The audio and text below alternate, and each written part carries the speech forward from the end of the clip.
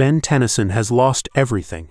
Now, in a new universe, he must decide, will he return to the role of hero, Ben X Supergirl? Hello there, Omni-sensei here with What If Ben 10 Was in Justice League, Ben 10 X DC Verse, Part 1.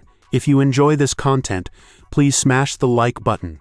If you haven't already, please subscribe to the channel.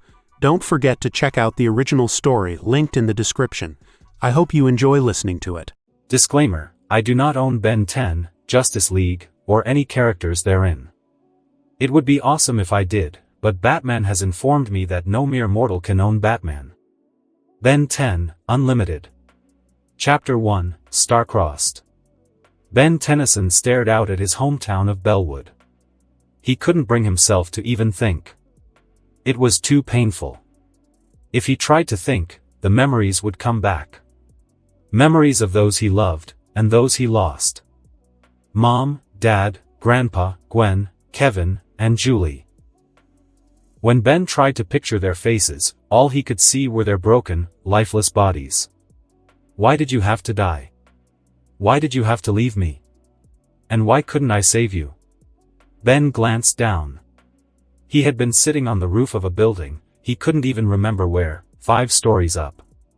If he were in one of his alien forms, he would be able to survive a 5-story fall without a problem.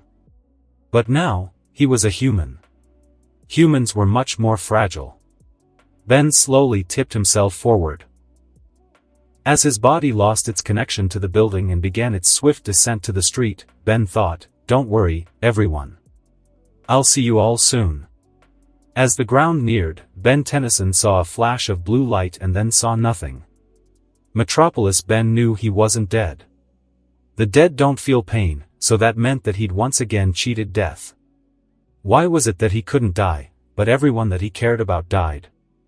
As Ben pulled himself off the ground, he took in his surroundings. He could tell that this wasn't Bellwood anymore. He would have remembered a building with a huge golden planet statue that towered high enough to be seen even in the alley he was in.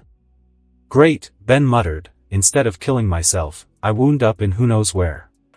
He began to make his way out of the alley, but he stopped at the sound of footsteps. He turned around to see several muscular men with bird wings coming out of their backs and spears in their hands. "Halt, human!" one of them shouted. "Show us your identification, or you will face punishment." Ben's anger, which had been simmering until now, boiled forth. "You want to know who I am?" Ben asked, raising the Ultimatrix. "I am." He slammed down the dial, and the birdmen shielded their eyes from a green flash. "Heat blast," a new voice shouted. The aliens' eyes widened as they saw a humanoid creature that appeared to be made of magma. Its forearms and hands were oversized, and its head was literally on fire. Heat Blast raised his hands. "I'm also in the mood for fried chicken." From his hands came a tornado of fire that blasted all of the aliens out of the alley and across the street. They hit the ground, smoldering and unconscious, but alive. Heat Blast looked up to see a ship hanging in the air. It clearly wasn't human, if the birdmen flying protectively around it were any indication. Feeling that he still needed to vent some anger, Heat Blast lowered his hands toward the ground and shot a continuous stream of fire, launching himself into the air. He then focused flames out of his feet and rocketed towards the ship. Thanagarian Prison Shuttle. 6 members of the Justice League, some of Earth's greatest heroes, had been defeated. They had been betrayed by Hawkgirl, one of their own. Trapped in a sphere of red sun radiation lay Superman, the Man of Steel. In another cell, Wonder Woman, Princess of the Amazons, was bound to a pole by her own indestructible lasso. Near her cell was the Flash, the fastest man alive, pinned to the ground by gravity generators. Across from him lay the Martian Manhunter, the last son of Mars, held by metals that he could not phase through.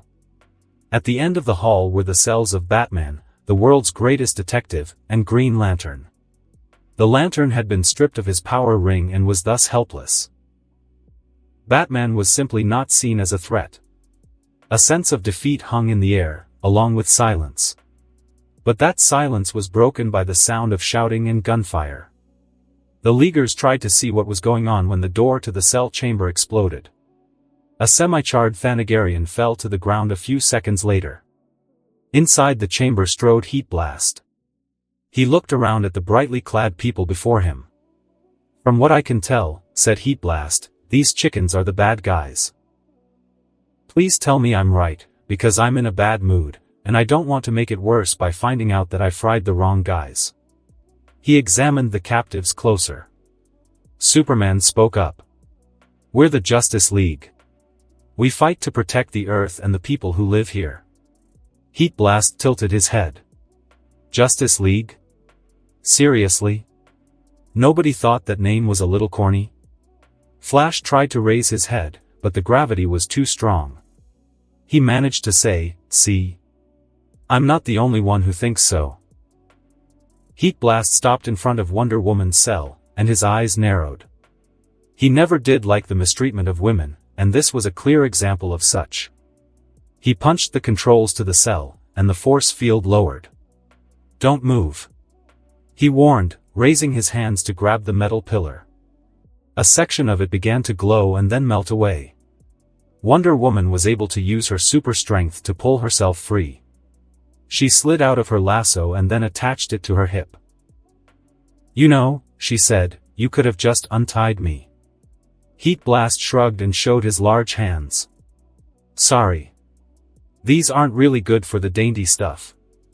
He turned around and began walking out of the cell, but he stopped and turned his head back to Diana. "By the way," he said, "I'm Heat Blast." "Who are you?" Diana smiled. "People call me Wonder Woman." Heat Blast had noticed her red, white and blue leotard and boots. Aside from that, a tiara, and silver bracelets, she didn't wear much else. Heat Blast was glad that his face was already on fire, because otherwise he would probably be blushing at the sight of this beautiful woman.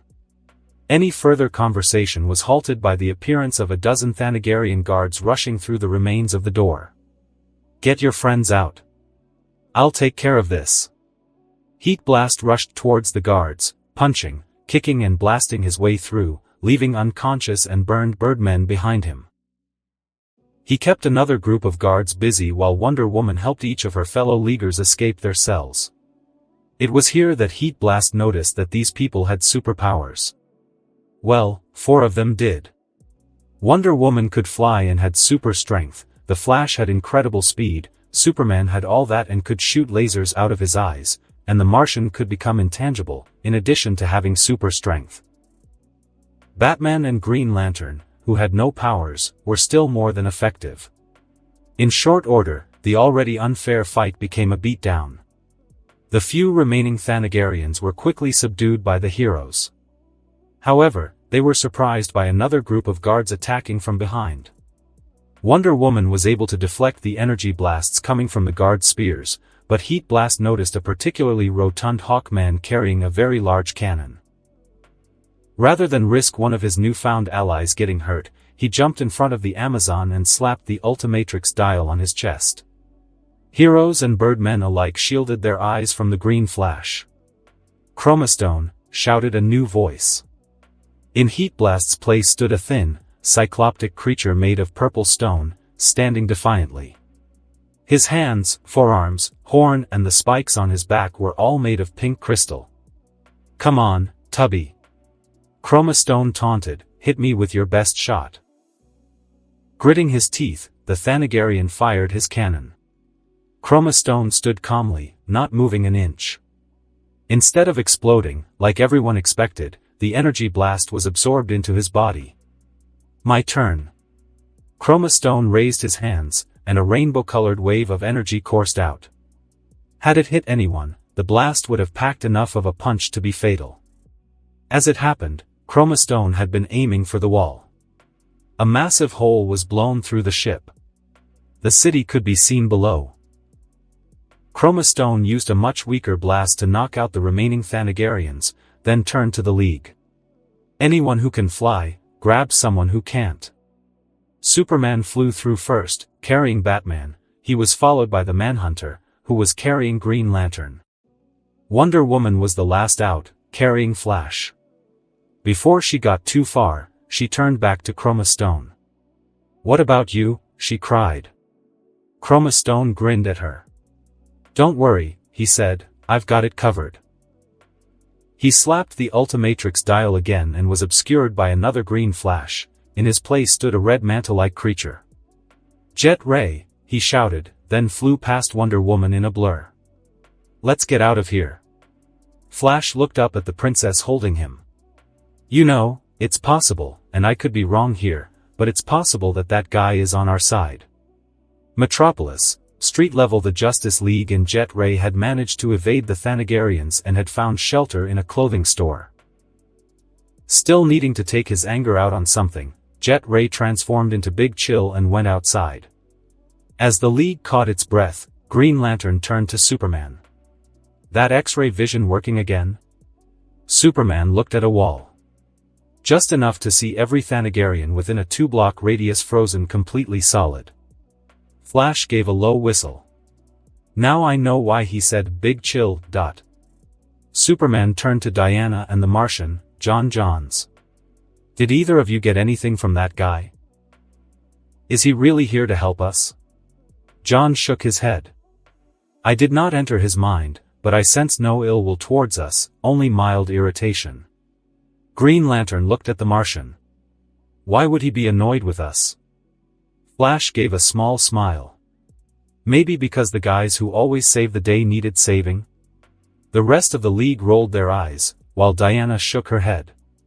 One of the many gifts given to her by the gods was the ability to read emotion.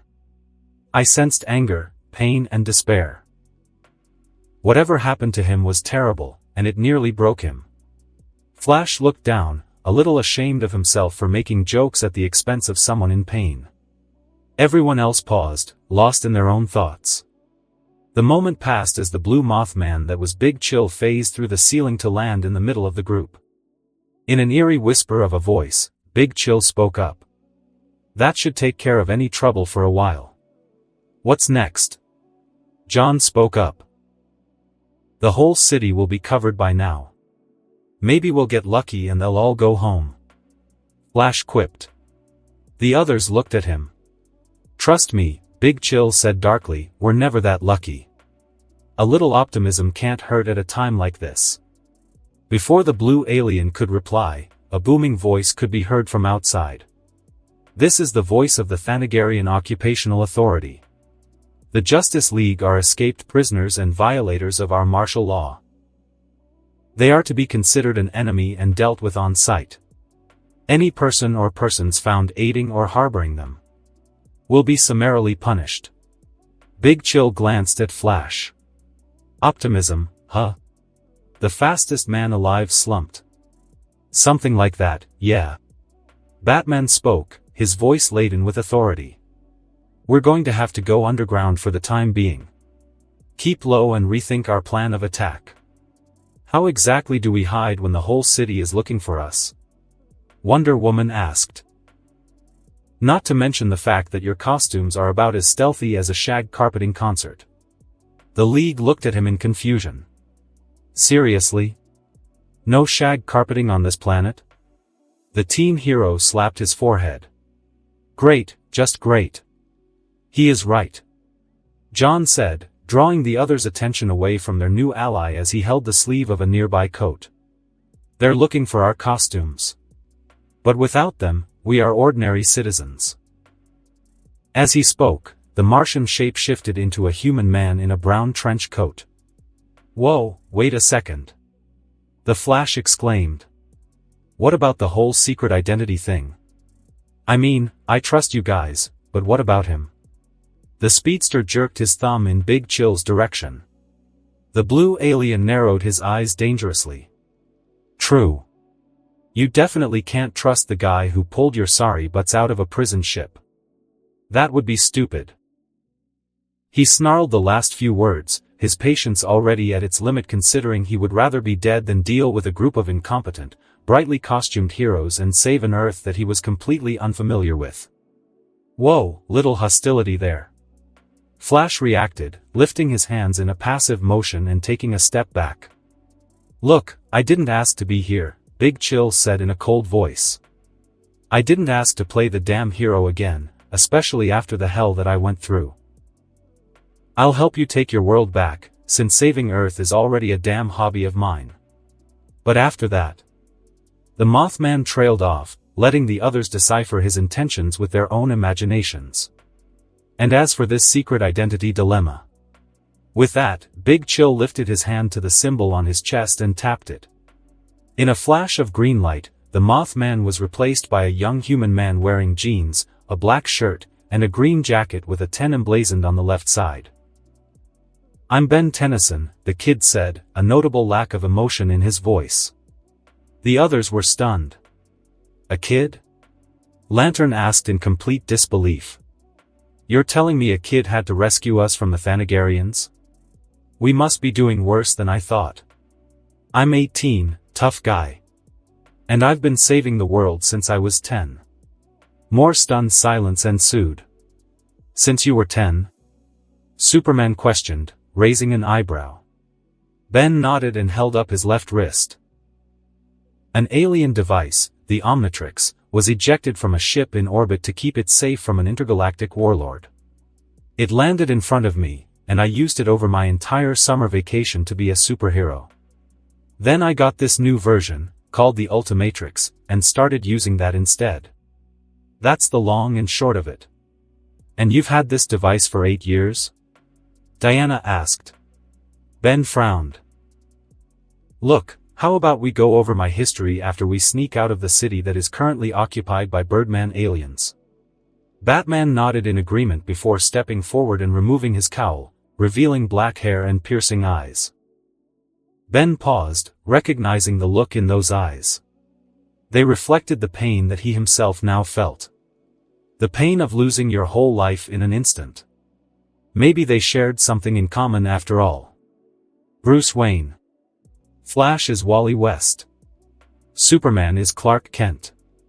Green Lantern is John Stewart. And you know Diana and John, the billionaire explained. Ben glanced over at Flash and smirked. "Wally? Really?" Flash sighed. "Shut up." A few minutes later, every member of the Justice League was dressed up as a normal civilian, with Superman wearing a blue business suit and glasses, Diana wearing a long-sleeve blue shirt and jeans while tying up her hair in a long ponytail, Green Lantern with a skullcap, brown hoodie and brown pants, Batman wearing a leather jacket along with gray pants and a turtleneck, and Flash going with dark jeans and a brown jacket. Ben stuck with his normal attire. They were now standing outside in the alley that they had come through previously, Bruce poking his head out to see if the coast was clear. "We need to split up. They expect 7 of us," John strategized. "Who takes the kid?" Ben gave the powerless Green Lantern a death glare as Bruce spoke up. "We need to get to Gotham City. We can regroup at my house there. Try not to draw attention to yourselves." The Dark Knight looked over the group. "I'll take Diana and Ben. We can pose as a family out on the town." Bruce then began to walk away, the wielder of the Omnitrix and the Amazonian princess following his lead. However, the billionaire felt a sudden chill as Ben walked alongside him, an empty gaze facing forward as the teen spoke in a cool voice. "I'll pretend we're a family if I have to. But I am not calling you Dad." The Gothamite glanced over at Diana with a raised eyebrow. She shook her head, warning Bruce not to dig any deeper. She could still feel the despair and rage flowing from the young man, so much so that it was almost painful. Then she realized something frightening. He was fully prepared to turn that pain and fury on the Thanagarians, and he had the power to act on those feelings. Above the Gobi Desert. On board the Thanagarian mothership, Shayera Hole, formerly a member of the Justice League under the alias of Hawkgirl, was at a loss for words from what she was seeing on the vid screen.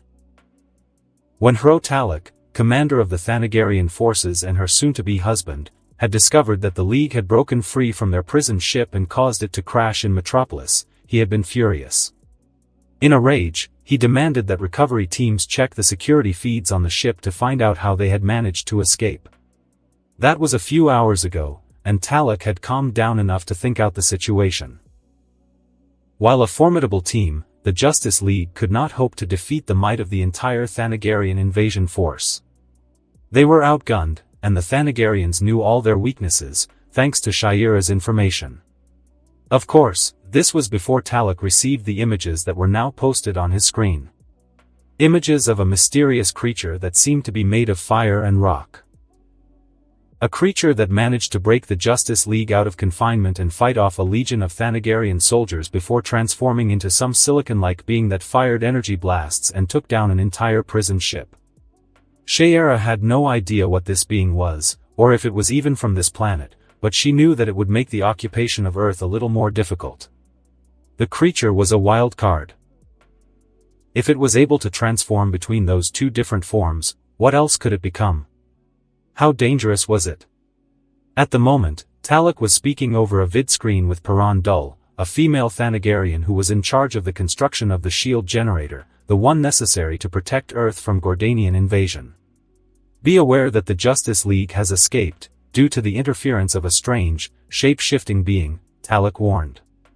Stand ready for an attack. Any attack on this base would be suicide, Dul boasted, completely unconcerned about a possible strike on the Thanagarian forces. Keep me informed of your progress. Let nothing delay you, the Thanagarian commander ordered. By your command. The video screen then went blank. However, Shayera was more concerned with a topic mentioned earlier on in the conversation between Talek and Paran. Humans as slave labor? She questioned, having overheard Paran mention using humans to lift and carry as well as any animal. The former Justice League member was concerned. Unfortunate, but necessary. Shayera took note of how little remorse her betrothed showed as he said this before he continued, walking over to a nearby console to check up on a few details. We are on a most unforgiving schedule. We must move as quickly as possible if we want to finish the hyperspace bypass in time. Shayera's eyes widened. Hyperspace bypass? This wasn't what he told the human race. Bypass? She asked, quickly walking over to look Talek in the eye. I thought we were creating a force field for Earth. That was simply our cover story. Shayera paused as dozens of thoughts raced through her head. But the first and foremost was. When were you going to tell me this? She nearly growled. Did you not think you could trust me? A long silence ensued, as both Thanagarian warriors gazed into each other's eyes, neither one willing to back down. In all their time together, Shayera had never felt this angry at Talek, nor this betrayed. What was wrong with him? Follow me, he said quietly, snapping Shayera out of her thoughts. The Thanagarian leader began to walk away, and Shayera began to do as he said. After about 5 minutes of walking and an elevator ride later, the two entered the war room of the ship, where Talek brought her over to a large screen used for battle strategy and tactics. As you are well aware, the Gordanian homeworld has been protected for decades by an impenetrable defensive line, Talek explained, drawing up an image of the Gordanian home system, with their planet being shown as surrounded by legions of ships and space stations that make a frontal assault a fruitless endeavor. But this chain of hyperspace bypasses will allow the full force of our armada to go around their defenses by jumping behind them, which will let us wage a direct assault on the heart of their empire. Shayera saw what he meant, and it was strategically brilliant to be sure. But there was something else going on here. Something very bad. Earth is the last link in the chain. Once we finish it, we can finally attack and annihilate the threat of the Gordanians forever. The former Hawk Girl was beginning to hear a hint of what sounded like victory in Talek's voice. But that wasn't what was bothering her the most. But ripping a hole in hyperspace will destroy this entire planet and everyone on it, she protested. Unfortunately, yes, Talek said quietly, his voice becoming heavy, revealing how long and how hard he had been fighting this war and what it will cost him. Thanagarians normally didn't believe in souls, but Talek still felt that he would face eventual retribution for his actions. For Thanagar to live, Earth must die. Outskirts of Metropolis as Ben, Bruce and Diana made their way out of Metropolis, the billionaire and princess each took the time to think about Ben. Bruce was thinking about the ramifications that Ben's power might have on the world, while Diana was more concerned with Ben's state of mind. She wanted to ease the young man's pain. Maybe she could get him to talk about himself a little more. At the very least, she would learn a little more about him. Ben? The teen looked up at the princess, the same neutral expression on his face. Yeah? I was wondering if you could tell me a little more of your powers. Diana glanced at Bruce. It might help us fight alongside you better. Ben shrugged. He didn't see the harm in telling the League his capabilities. It wasn't like he planned on continuing his superhero career after this mission. Super strength, super speed, flight, regeneration, invulnerability, elemental powers, and energy absorbing and redirecting, the list goes on. He gave a small smile. It's really a question of what powers I don't have. Both of the older heroes were shocked. If what he said was true, then Ben had more power than the entire League. Ben looked up at Bruce. So, are you the only one without any powers? That had actually made Ben kind of curious. All of these people were faster or stronger than any human. In fact, 2 of them weren't human at all. Bruce nodded. Is that unusual for you? Nah, I can't tell you how many times the Ultimatrix didn't work for some reason or another. Probably half of my wins came down to me having to figure things out on my own, or just dumb luck. Bruce was a little impressed. Not many people could so easily admit to being powerless, nor could they admit to only winning by luck. Diana, however, had another question. How is it that we have never heard of you? Someone of your power should have been seen before, especially if you've been doing this since you were 10. Ben only shrugged. Probably because I'm not from this universe. Both Bruce and Diana froze. Well, that was certainly unexpected. Ben continued. And before you ask how I know I'm from another universe, there's no Justice League where I come from, no Thanagarian invasion, no Metropolis, and no Gotham City. And this isn't the first time that I've wound up in another universe. Bruce nodded, then gestured to Diana that they needed to keep moving. They would decide on how to proceed regarding Ben later, provided they survived the Thanagarians. Gotham City. Wayne Manor. Bruce, Diana and Ben were the first to arrive at the stately Wayne Manor. Ben had been impressed by the mansion, which made him wonder why no one had ever offered him a mansion. After all, he'd saved his entire universe on more than one occasion. As they reached the door, it was opened by an older, balding man. Bruce introduced him as Alfred, his butler. Alfred offered them refreshments, which Ben gratefully accepted. He hadn't eaten anything in nearly 24 hours. After that, Bruce led them to a grandfather clock, which opened up to a tunnel. At the other side was an enormous cavern. A large computer occupied one niche, while a large black car was parked in another area. In yet another spot were several dozen objects, including a 20-foot penny and a mechanical T-Rex. Other, smaller objects were in glass containers. Bruce had a small smirk on his face as he watched Ben's expression go from emotionless and neutral to astonished and interested. Bruce put a hand on the young man's shoulder. Welcome to the Batcave. Several hours later, after waiting impatiently, the last 2 members of the League, Flash and Green Lantern, arrived at the manor and were led to the Batcave by Alfred. You're late, was all Bruce said. Good to see you too, replied the Lantern sarcastically. Wally noticed the T-Rex. Hey, that's a giant dinosaur. And I thought Batman was the detective, said Alfred. Ben decided that he liked the aging butler. John spoke as Flash rejoined the group. We were just speculating why the Thanagarians are really here.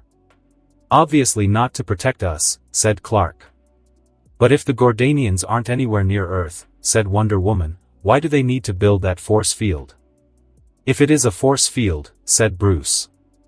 If I could get a look at their technology, maybe one of my brainy aliens could figure it out. The League turned to look at Ben, who shrugged. I have hyper-intelligent transformations, so sue me. I can tell you what it is. The 7 heroes turned in shock to see the traitor, Shayera Hole, emerge from the shadows. Clark pulled off his glasses. "You've got a lot of nerve showing up here." "We should thank you," said Diana. "It saves us the trouble of hunting you down." Before anyone else could say more, a bright green light flashed. Forearms. An 8-foot-tall, red creature jumped over their heads and grabbed the traitorous leaguer. 2 of his muscular arms grabbed her own, while his other 2 wrapped powerful hands around her throat. "I didn't come here to fight," Shayera gasped. "I came to help." "Hawk people all over the planet?" asked Flash sarcastically. "Martial law? I don't think we need any more of your help." Shayera looked at Forearms with a pleading look in her eye. He let go of her throat first, but before he let go completely, he growled at her. "Make a wrong move, and I rip your wings off and make you eat them." Then he let her go. Shayera stared at him for a moment, then turned to the League. "They're building a hyperspace bypass. When it's active, it'll destroy the planet and everyone on it." She approached Bruce and handed over what looked like a purple videocassette. "Here, this has all the information on the project." Bruce simply glared at her. "Believe me, I didn't know the magnitude of Talek's plan." Without taking his eyes off of her, Bruce took the device. "We'll check it out." As he turned away from her, he said, "There's the door." Wonder Woman, Flash, Superman and the Martian all walked past without making eye contact with the Thanagarian. Forearms stayed where he was, not trusting the alien to not stab his friends in the back any more than she already had. Then he blinked.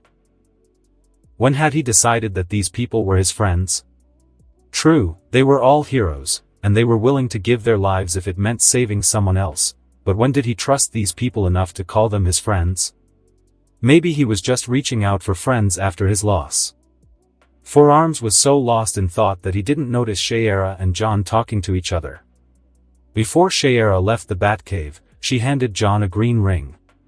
When she was gone, Ben returned to normal. "She didn't propose to you or something, did she?" John shot him a mild glare, then slipped the ring onto his right hand. A green glow surrounded his body, and then he began to levitate off the ground. "Okay, that's pretty cool," Ben admitted. The 2 heroes joined the others, who were watching a simulation of the effects of the hyperspace bypass. They watched as a simulated Earth was consumed by a bright, crackling energy. "Ingenious," Batman muttered.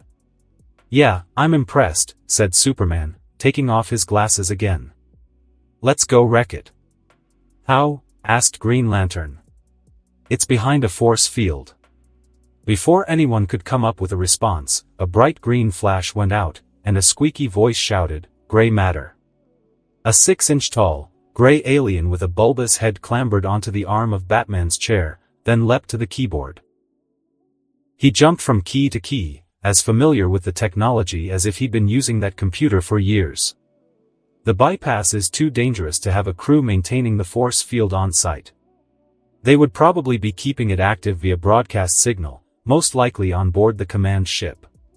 Gray matter hit a few more keys and brought up an image of the Thanagarian flagship and highlighted a particular section of it. He jumped off of the keyboard and transformed back into Ben, with a smug smile. Batman glanced at the teen, then looked at the League. "Go shut it down," he ordered. "I'll take care of the bypass." "That thing's the size of a city," exclaimed a skeptical Flash. "What are you gonna do, throw a batarang at it?" Batman didn't even blink. "Something like that." He got up and headed to where his spare costume was located. Proximity sensors were triggered a moment ago. "Suit up." The heroes who wore costumes merely took off their clothes, since they were wearing their costumes underneath. John merely shape-shifted into what he commonly appeared as, and Ben activated the Ultimatrix.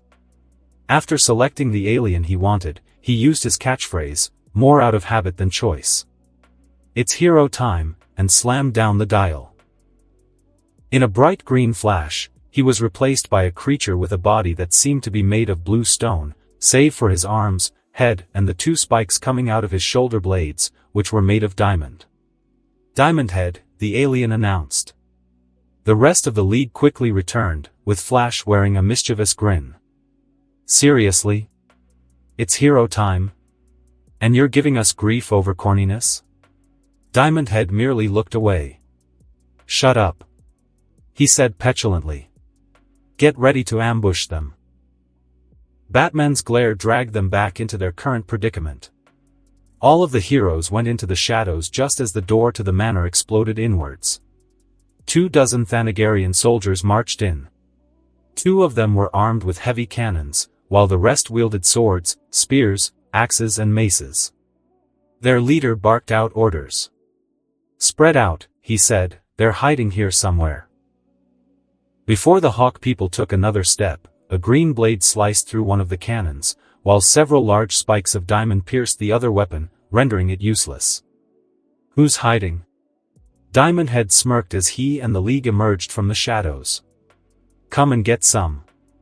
Green Lantern's eyes glowed with emerald fire, then he lifted off the ground, avoiding Thanagarians attempting to kill him, while blasting one of them in the face with his power ring.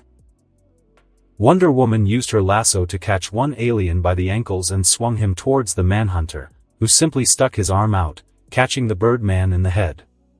Flash weaved through the soldiers, hitting them at high speeds, then rushing away. One Thanagarian drew a bead on the speedster with his pistol, but Superman crushed both the weapon and the soldier's hand. As he cried out in agony, Superman said, "Let's use our indoor voice." He then punched the Thanagarian into a stone wall. 2 more Thanagarians were pursuing the Flash, but he avoided every shot they fired. He zoomed around them and spun his arms fast enough to create a small tornado. The twister blew them into the bottom of the giant penny, which collapsed on top of them, tail side up. Flash ran on top of the penny. Tails, he quipped, I win. Batman swung from the ceiling on a grappling line, kicking one soldier in the face. He let go of the line to land on the ground. As he did so, he threw 3 batarangs into the chest armor of 3 Thanagarians. The blades didn't penetrate, and the warriors hovered in the air with a look of contempt on their faces. Your weapons are pitiful. One gloated. None of them noticed the blinking red light on each batarang. Wait for it. Behind the dark night, hundreds of eyes glowed in the darkness. Hundreds of bats swarmed the Thanagarians, attracted by the signals emanating from the batarangs. The soldiers were quickly reduced to unconscious, bleeding wrecks. Diamond Head found an easy fight with his opponents. Their weapons couldn't penetrate his diamond body, and when he shifted one of his arms into a diamond blade, he easily destroyed their weapons, and he was strong enough to easily knock them out. Soon enough, the fight was over.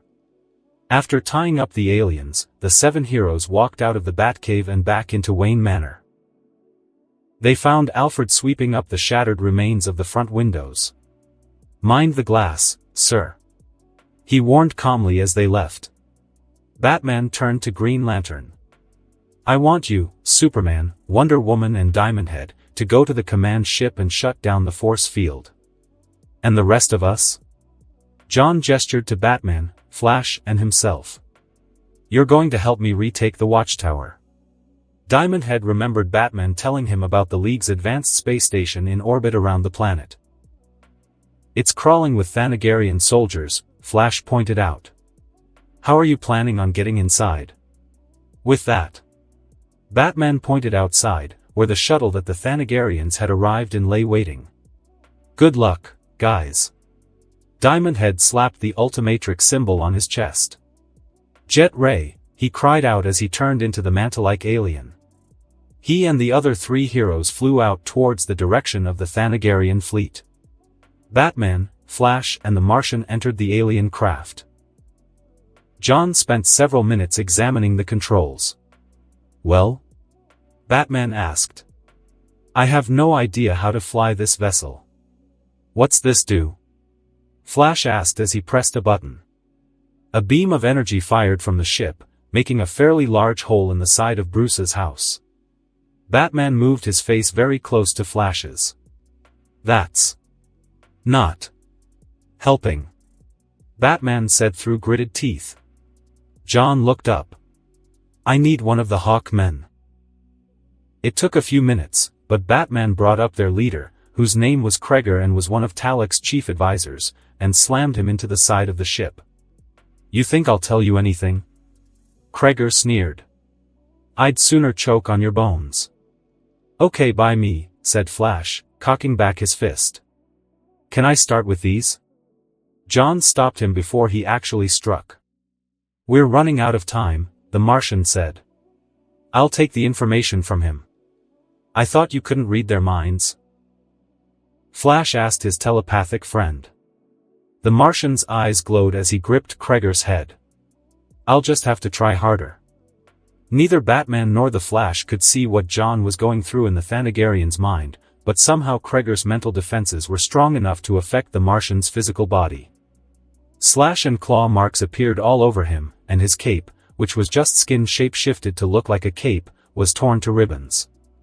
However, this didn't last long. After only a few more moments, John released his hold on Kreger, stumbling slightly.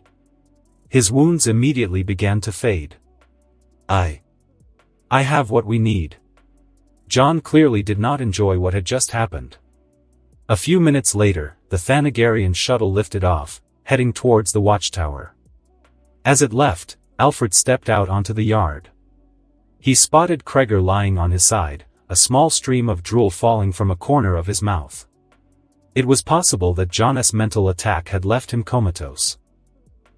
Alfred, remembering how the alien had struck him when he and his ilk had intruded upon the Wayne household, merely glared and said, "I'll have to ask Master Bruce to not leave trash in the yard."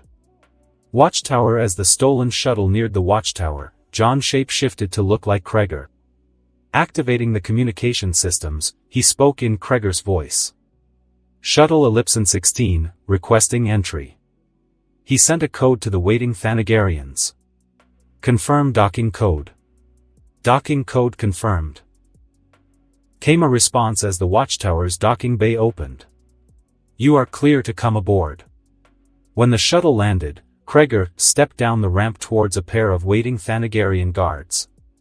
"We weren't expecting you, sir," said one in surprise. "There's been a change of plans," said the Martian, as he shape-shifted into a creature that resembled a blue cyclops. He quickly subdued the two guards, but more entered the docking bay. One prepared to open fire, but he was disarmed when a batarang disabled his weapon, and Batman punched him in the face with an electrically charged set of brass knuckles. The rest of the Thanagarian garrison was swiftly defeated by Batman, the Flash, and the Martian Manhunter. Thanagarian fleet. It was quickly apparent to Jet Ray, Superman, Wonder Woman, and Green Lantern that they had been detected. They might have been tipped off by a swarm of fighter craft surrounding the flagship that was hundreds strong. "Pretty bad odds," commented Wonder Woman. "For them, maybe," was Jet Ray's response. Superman agreed. "Yeah. They don't stand a chance." To say it was a battle would have been a lie. It was a beatdown. Superman and Wonder Woman simply flew through the fighters, their enhanced durability allowing them to be unaffected by the impacts while leaving a trail of falling wreckage behind them. Green Lantern and Jet Ray took down any stragglers, the energy attacks used by both Jet Ray's neuroshock blasts and Green Lantern's power ring easily cutting through the metal of the fighters. Most of the fighter pilots saw Superman and Wonder Woman as greater threats and focused their attacks on them. Nobody on the outside seemed to notice Green Lantern cut his way through the hull of the flagship and make his way inside. Watchtower Batman, Flash, and the Martian Manhunter stood over the unconscious bodies of the last Thanagarians on the watchtower. "Okay," said the Flash, "the watchtower's ours again." He ran over to Batman, who had been using one of the computers while the other two had been fighting the soldiers. "So where's your secret weapon?" he asked the Dark Knight. "You're standing in it." Flash's eyes widened. "Wait, you mean we're gonna take the watchtower out of orbit and drop it right on top of their little science project?" finished Batman. He gestured to the fallen Thanagarians. "Get them to the escape pods." As the heroes dragged the soldiers away, the watchtower's engines pointed the massive station towards the coordinates that Batman had programmed into the navigational systems. The three moved as quickly as they could to get the Thanagarians to the escape pods. Thanks to the Flash, it was quick work. "Are these the last of them?" asked John. "Yep," said the Flash, as Batman began to silently back out of the pod. "The tower is completely pest-free." "Good," was all Batman said as he pressed the launch button. The doors closed and the pod launched, with Batman still on the watchtower. Flash and the Martian rushed to the communicator. "What are you doing?" demanded John. "I can't risk having the watchtower burn up on re-entry. I'll have to guide it in manually." Batman paused for a moment. "Gentlemen, it's been an honor." The heroes in the escape pod bowed their heads in sorrow, knowing that Batman had just consigned himself to death. Thanagarian flagship. The first that anyone knew that John Stewart was aboard the flagship was when he burst through the lower decks, blasting any Thanagarian in his way. Using security cameras, the soldiers on the bridge, including Talek, could see what the Green Lantern was doing and where he was going. At the sight of the human's face, Talek ground his teeth. He hated John Stewart. That man had stolen the love of Shiera whole away from him. She had even betrayed her people, warning the Justice League of their plans, and even giving the Lantern back his ring. For her treason, she had been imprisoned in the brig. He had tried to reason with her, telling her that the only way for their people to survive was if the humans died. Instead, she had decided that Earth's people were more deserving of her love. One person on Earth in particular. "Intruder alert," one of the bridge officers cried into the ship-wide communication. "All security teams to engineering." "Belay that," barked Talek as he strode towards the door, his axe in his hand. "Green Lantern is mine." Had Talek stayed on the bridge for a few minutes more, he would have seen Wonder Woman slam a fighter through the hull surrounding the bridge. She quickly flew through the hole that she'd created, followed by Jet Ray.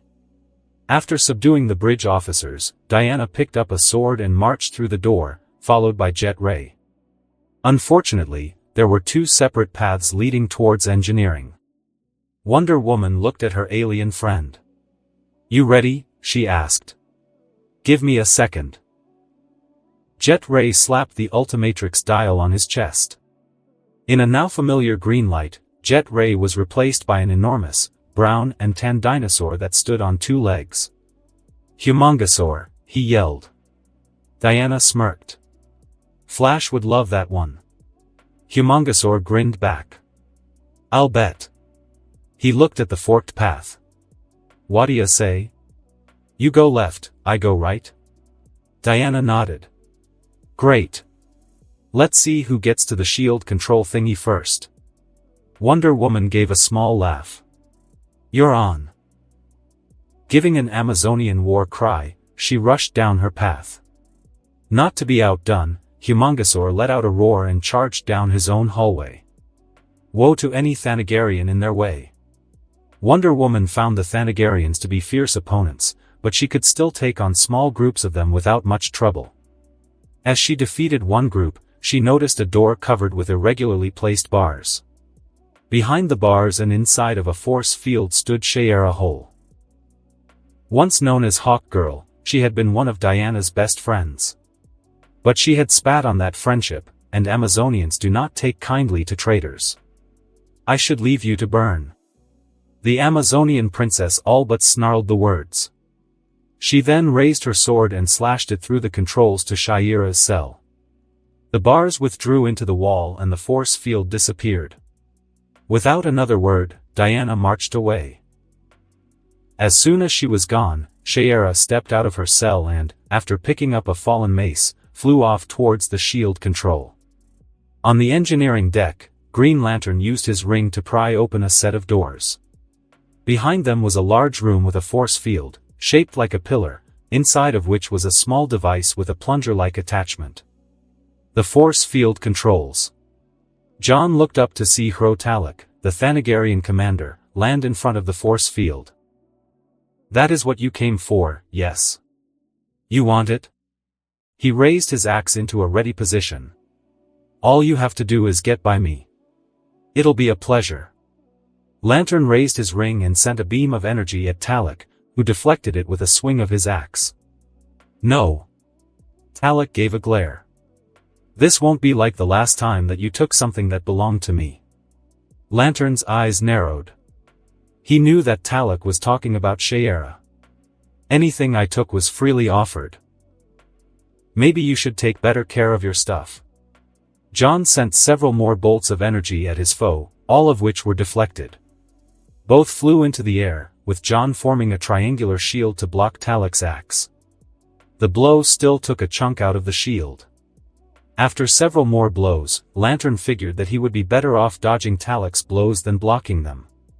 Unfortunately, he still took several hits from both Talek's fist and from the hilt of his axe. One blow in particular knocked him into some machinery, which exploded, giving him several cuts on his face. Stunned, Lantern couldn't stop Talek from picking him up by the throat. "I've beaten you, little man." Talek raised his axe. "Any last words?" As Lantern's head cleared, he said, "Yeah, you can kiss my axe." His ring created a green battle axe in his hand, and both combatants swung at each other, attempting to overpower the other. Humongosaur crashed through yet another pack of Thanagarians. Aside from a few cuts and bruises, he was doing all right. He wondered how the others were doing. He knew from fighting alongside them that the Justice League knew what they were doing, but in the short time that he'd known them, he had come to care for them. Even brooding Batman. He idly wondered if it was just his grief making him attached again. As Humongosaur rounded another corner, he spotted another group of soldiers. With a roar, he crashed into them, punching, kicking and even swatting one with his tail. As he was finishing, he noticed another one out of the corner of his eye, a pretty female with long, red hair. As he turned to charge, she held up her hands. "Wait, please." Humongosaur paused. Sure, she had been wearing a helmet the last time he'd seen her, but that voice. "Shayera?" The Thanagarian blinked. "Yes, it's me. You're Ben, right?"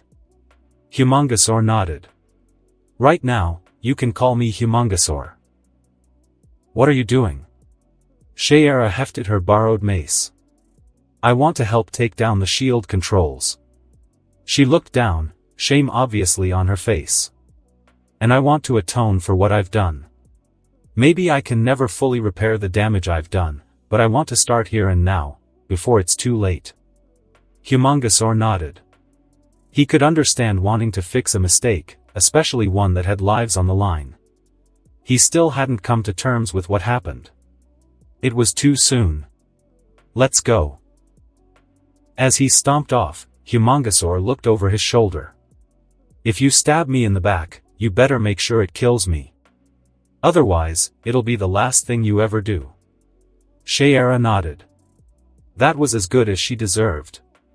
Maybe even better. They didn't encounter further resistance on their way to the shield controls.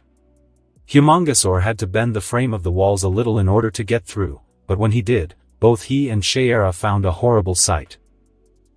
Crow Talek had just brought down the blunt part of his axe like a club across Green Lantern's forearm, shattering the bone.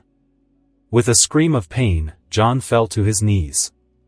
Talek then delivered a wicked uppercut, sending Lantern across the room, where he lay very still. As Talek raised his axe for the killing blow, Shayera called out. "Crow! Enough!" Talek turned. His eyes widened when he saw Humongosaur, but his gaze quickly went to Shayera. The traitorous leaguer continued to walk toward him until they were inches apart. "The fight's over. You're a soldier, not a murderer." Talek paused for a moment, then delivered a vicious backhand, sending her to the ground. "I'm a fool," he shouted, "forever loving you." He would have attacked her further, but a massive fist filled his vision and sent him hurtling into a wall. When his vision cleared, and he saw the enormous creature, panting with rage. Humongosaur was indeed furious. What was it about Thanagarians that made them treat women so cruelly? First had been the way that they treated Diana, and now this? Ben had always been taught to respect women, and this stood in the face of everything that he'd been raised with. He wasn't going to let this go. He slapped the Ultimatrix dial on his chest. In a flash of green light, stood a 7-foot-tall creature that seemed to be made of a green, plant-like material. His head was a red and yellow flame pattern. Swampfire. He yelled in a deep, nasally voice. He glared at Talek. Okay, buddy. Let's go. With a yell, Swampfire charged at him, fist raised. Talek flew at the plant creature, low to the ground. With a horizontal cut, Talek's axe sliced clean through Swampfire's leg. No. Shayera was still slightly stunned, but seeing the man that she'd once loved do something so needlessly cruel was too much. She was about to rush into the fight when something amazing happened. A vine grew out of the stump of Swampfire's leg and attached to the severed limb, and then, with a sickening, sucking sound, the limb reattached.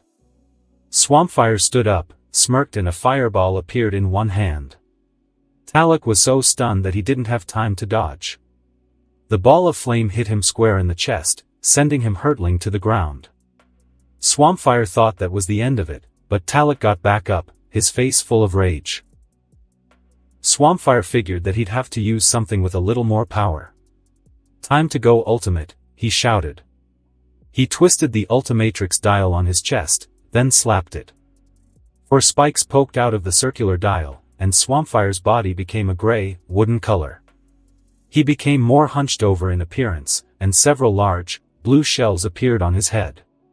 His face also appeared inside of another blue shell. Ultimate Swampfire, he roared.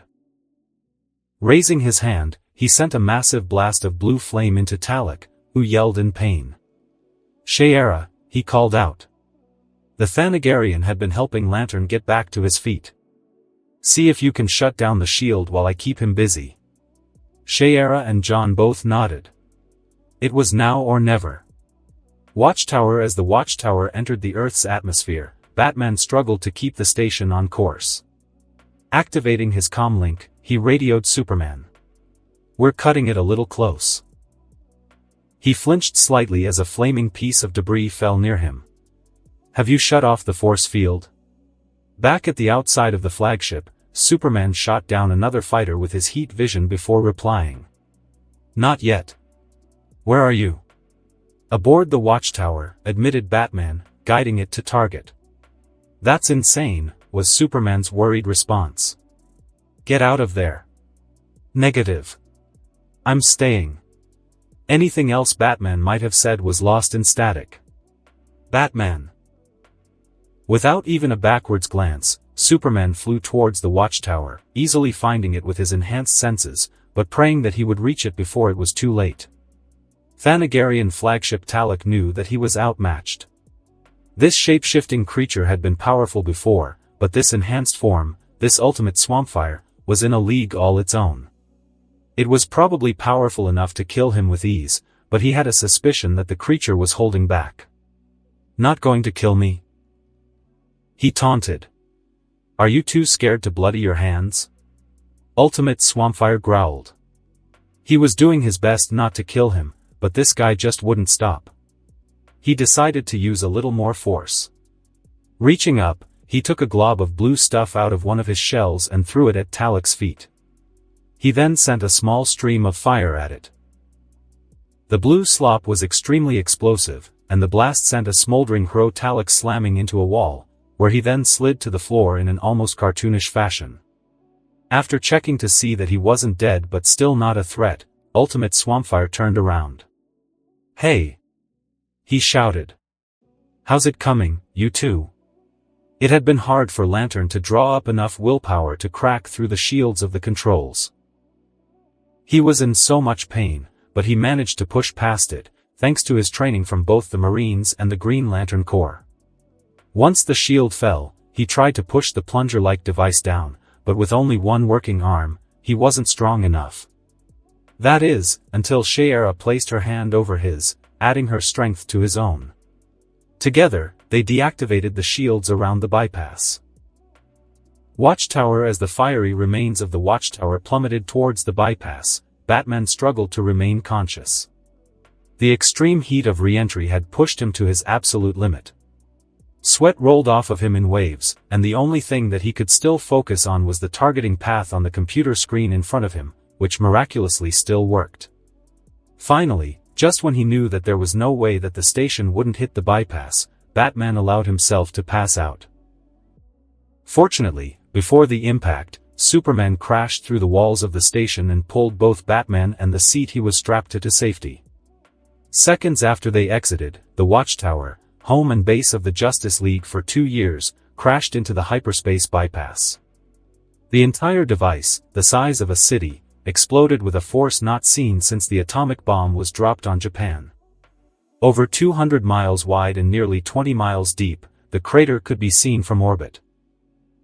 Superman and Batman, who'd regained consciousness, took a moment to look out over the devastation before the Man of Steel turned to the Dark Knight.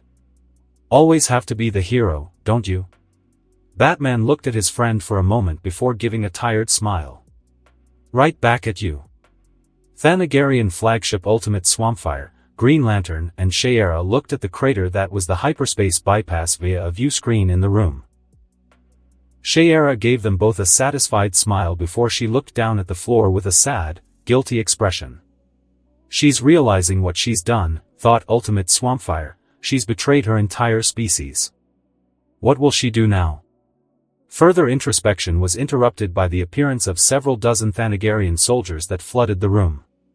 The three prepared to defend themselves when cries of pain from the back of the room caused everyone else to turn. Standing over the unconscious forms of several Thanagarians, bloody, bruised but unbowed, was Wonder Woman. "Who's next?" she asked, raising her sword. As more of the soldiers began to charge, a voice rang out. "Stand down." Charred, bruised and beaten nearly to a pulp, stood Commander Hro Talek. "Lower your weapons." The soldiers quickly obeyed. "Commander," one of them asked. "Our mission is a failure." Talek went on. "There's no more reason to fight. Let them go." He ignored the incredulous looks from both his soldiers and the heroes and limped over to Shayera. "I hope you're proud of yourself. It'll take years for us to rebuild elsewhere." Shayera stared at him, unflinching. "Then you'd better get started." With that, she, Lantern, Wonder Woman and Ultimate Swampfire marched out of the room. No one made a move to stop them. Wayne Manor. The next day Ben Tennyson and Shayera Hole sat next to each other on the couch, watching the news. The television showed hundreds of Thanagarian ships leaving the planet. The reporter went on to thank the Justice League for what they did to save the world. "Another thing that's different here," Ben mused, "is that instead of hating heroes, like Will Harang, the media gives them props. Go figure." Shayera turned off the TV and looked at her feet. "They've been in there a long time." "Yeah," Ben replied, "they have." They were referring to the League, which was currently having a discussion about its future and the future of its traitorous teammate in the dining room. Since she had betrayed them, she had lost the right to voice her opinion on League matters. Since Ben wasn't a League member at all, he had been politely asked to leave. The two had spent the last several hours talking, Ben trying to raise her spirits, and she spent the time listening to some of Ben's adventures from when he was younger. She had been more than a little surprised to learn that Ben had begun his superhero career at only 10 years old. Though Ben had been trying to make Shayera feel better, in truth, he'd actually improved his own mood. Talking about the good times from that fateful summer vacation allowed him to remember the other happy times with his friends and family. Maybe he'd never get over it, but at least he knew that he could feel better. At the very least, he knew that he wouldn't try to kill himself again. Although he was feeling slightly better, he could tell that Shayera was still depressed. She had lost everything. So had Ben, but he had gained a few friends that would support him. Shayera had betrayed those friends, as well as her entire species. Now here she was, watching her people fly off in defeat, knowing that it was her fault. Without her Thanagarian armor and with all of her other clothes destroyed along with the Watchtower, Bruce Wayne had at least provided her with a pair of jeans, shoes, and a white shirt with the back cut away to allow for her wings. Ben sighed. "Look, Shayera." The Thanagarian stopped staring at her shoes to look at him. I know at least part of how you feel. I know what it's like to lose everything. She looked at him, confused. Mustering up his courage, Ben continued. You may have lost your friend's trust, but at least they're still alive. You can rebuild that trust, as hard as it might be. My friends and family, everyone that I've ever cared about, was killed 2 days ago. There. He'd said it out loud. Shayera looked at him in shock. He'd gone through that kind of trauma and had been thrown into a universe that was completely strange to him, and he'd still risked his life to save a world that wasn't even his? I'm just gonna say this, said Ben, if you hadn't made the sacrifices that you made, there's a good chance that we wouldn't be here today to hear that reporter's annoying voice. Shayera gave a weak smile. Ben put a hand on her shoulder. Whatever they decide in there, in my eyes, if no one else's, you're a hero. Shayera gave Ben another smile. This one, however, was genuine. She exploited our weaknesses, betrayed us. Wonder Woman had been ranting about what Shayera had done to them and by this point had probably repeated several of her own points. Come on, Flash said. In Shayera's defense, she was in the ultimate no-win situation, but when push came to shove, she came through for us, just like always. She is a pariah to her people. John added. We are all she has left. Believe me, John, I feel for her. Said Superman, but after everything that's happened, I honestly don't know if I can ever completely trust her again. Green Lantern looked at the table, silent since the discussion began. We're arguing in circles. Said Batman, it's time to take a vote. Excuse me, Miss Hole, Alfred said as he entered the room. Both Ben and Shayera stood up, apprehension on their faces. They sent for you. Thank you, Alfred. The butler nodded and walked away. Before she headed to the dining room, she gave Ben a small hug. Thanks, Ben. Ben returned the gesture, though it was hard to hug someone with wings.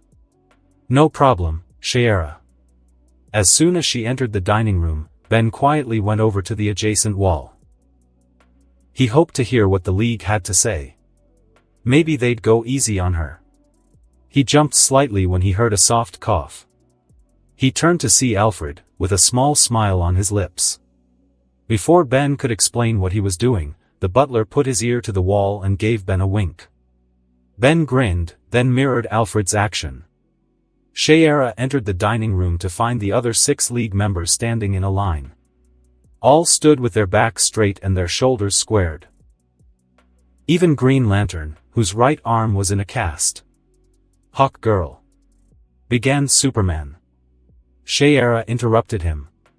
Before you start, I have something to say. She took a deep breath. I came to this planet as a patriot. I had a mission and I carried it out.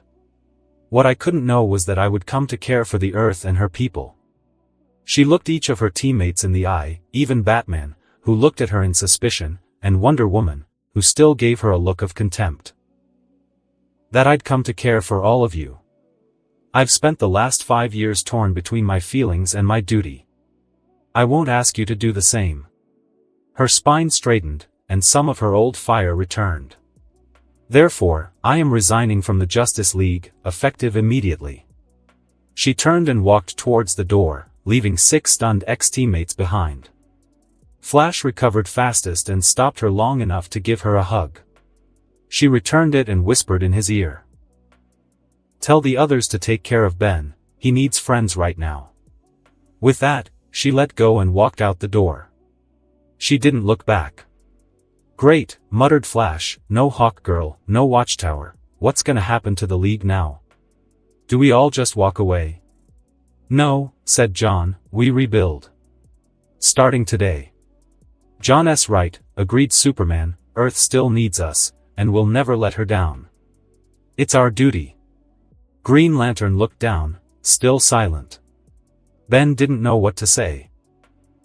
He'd known Shayera for even less time than the rest of the League, but he still counted her as a friend, and now she was leaving? He wanted to say something, anything, to get her to stay, but found he couldn't. Good luck, was all he'd managed to say. Still, he made sure to give Shiera one last hug before she left. She was a lot like him, in a way. They'd both had their lives shattered, and now she was going to find her own way in the world. How could he do any less? He wasn't sure if he was ready to be a superhero again, but that didn't mean he couldn't live his life. As he sat there, thinking about his future, Alfred walked in. "Excuse me, sir." Ben looked up. "They're ready for you." "Thank you, Alfred." Ben walked into the dining room. The Justice League was present, minus Green Lantern. "Now then," said Superman, "what to do with you?" Shiera stood at the edge of the cliff near Wayne Manor. She heard footsteps but didn't turn around. She knew who it was. "You never asked how we voted." Shiera barely glanced at Jon Stewart before returning her gaze to the sunset. "It doesn't matter." "So, where are you gonna go?" "I don't know," said Shiera after a moment. "Some place where the fate of the world isn't in my hands. Some place where there are no more secrets, no more lies." Was it all a lie? Shiera turned to look at the lantern. "I love you, John." She said that with a small smile. "I never lied about that." After a moment of staring into his eyes, Shiera Hole turned around, opened her wings, and flew off into the sunset. Jon Stewart watched her go until she was too far to see. Only once she was gone did he allow the tears to fall. "I love you, too." Chapter 2, in the interim, adjustment. Ben Tennyson stood before 5 of the 6 remaining members of the Justice League, waiting to see what they were going to do with him. After all, he wasn't even a citizen of this universe. Superman was the first to speak. "Well, Ben, first we'd like to thank you for all that you did during the Thanagarian invasion. The world needs more heroes like you." "Hold it." Superman paused at Ben's interruption. "I never said that I would keep doing the hero thing. Before yesterday, the only thing I got out of being a hero was pain. I helped you guys because I didn't know what else to do. Now that the crisis is over." He let the sentence hang. "I don't understand," said the Flash, "why wouldn't you want to be a superhero?" Ben looked John in the eye. "You're a telepath, right?" The Martian nodded. "Okay. Read my mind and look at the memories from 2 days ago." John looked confused for a moment, but then his eyes glowed as he did as he was asked. A few seconds later, he rocked back in his seat, a look of horror on his face. "John?" Superman looked at the other alien in concern, but the Martian just shook his head. 2 days ago, began Ben, his expression growing dark, one of my old villains attacked me. Short version, everyone that I cared about, my parents, my grandpa, my aunt and uncle, my cousin, my best friend and my girlfriend all died. Tears began to show in the corner of the young man's eyes. There isn't a single person on my earth left for me. He raised his left arm, showing the Ultimatrix. And it's all because I got this stupid thing attached to my wrist. The Justice League didn't know what to say. None of them, save for Batman, quite knew what Ben was going through, though it was clear that he blamed himself to a degree. Superman held up his hands in a placating gesture. "All right, Ben, we understand. Do you think that you could wait outside while we discuss this?" Ben couldn't speak past the lump in his throat, so all he did was nod. When he left, the League members turned to look at each other. Flash spoke first. "Well, that kinda ruins the whole ask Ben to join the League plan. He has lost everything that held meaning for him," argued John. "It is a wonder that he hasn't completely broken down already." "I had sensed before that he was in pain," added Diana, "but I had no idea that he'd already endured so much." "On top of the loss of his family," said Batman, "he found himself in another universe. He was thrown into a battle that he wanted no part of, and he hasn't even had time to grieve." Superman rubbed his chin, thinking of what to do. "Maybe we should give him that time." The other Leaguers looked at him. "I could take him to my parents' house and give him some space to come to terms." At least it'll get him out of your hair, Bruce.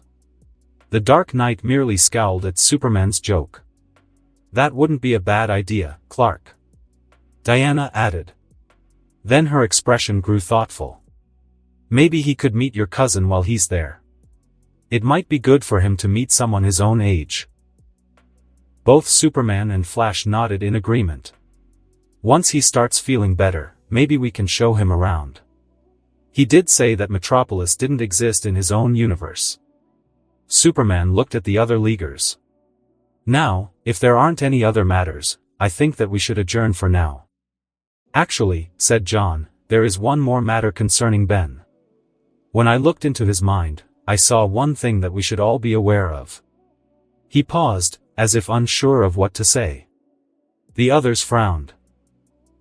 John was usually very direct in his speech, so for him to dance around a subject was strange. Finally, John spoke. You should all know that before he arrived in our universe, he was trying to off himself. The others leaned back in their chairs, shock evident in their expressions. Batman was the only one who wasn't surprised, or if he was, he hid it well.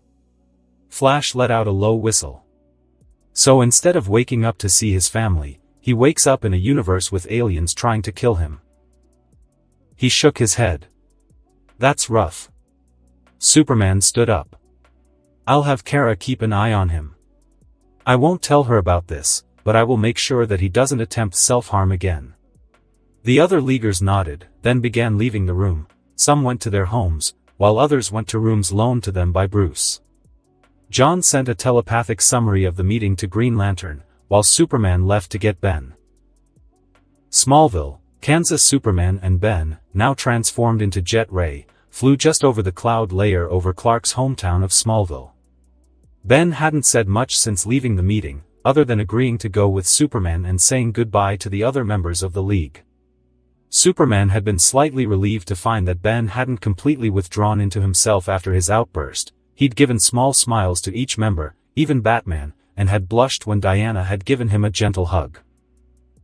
The two aliens had made good time in getting to Smallville. At his maximum speed, Jet Ray could reach Mach 10. Superman could fly much faster than that, but he didn't say so, and he doubted that Jet Ray would care very much right now if he did. When they landed in front of the Kent family farm, Jet Ray turned back into normal. Nice place. Ben commented. He didn't mind being on a farm. That meant there would be some peace and quiet. At the very least, no one would be trying to kill him. Probably. The sun had just started to rise. Ben asked if it was okay to go inside if his parents were still asleep, but Clark laughed.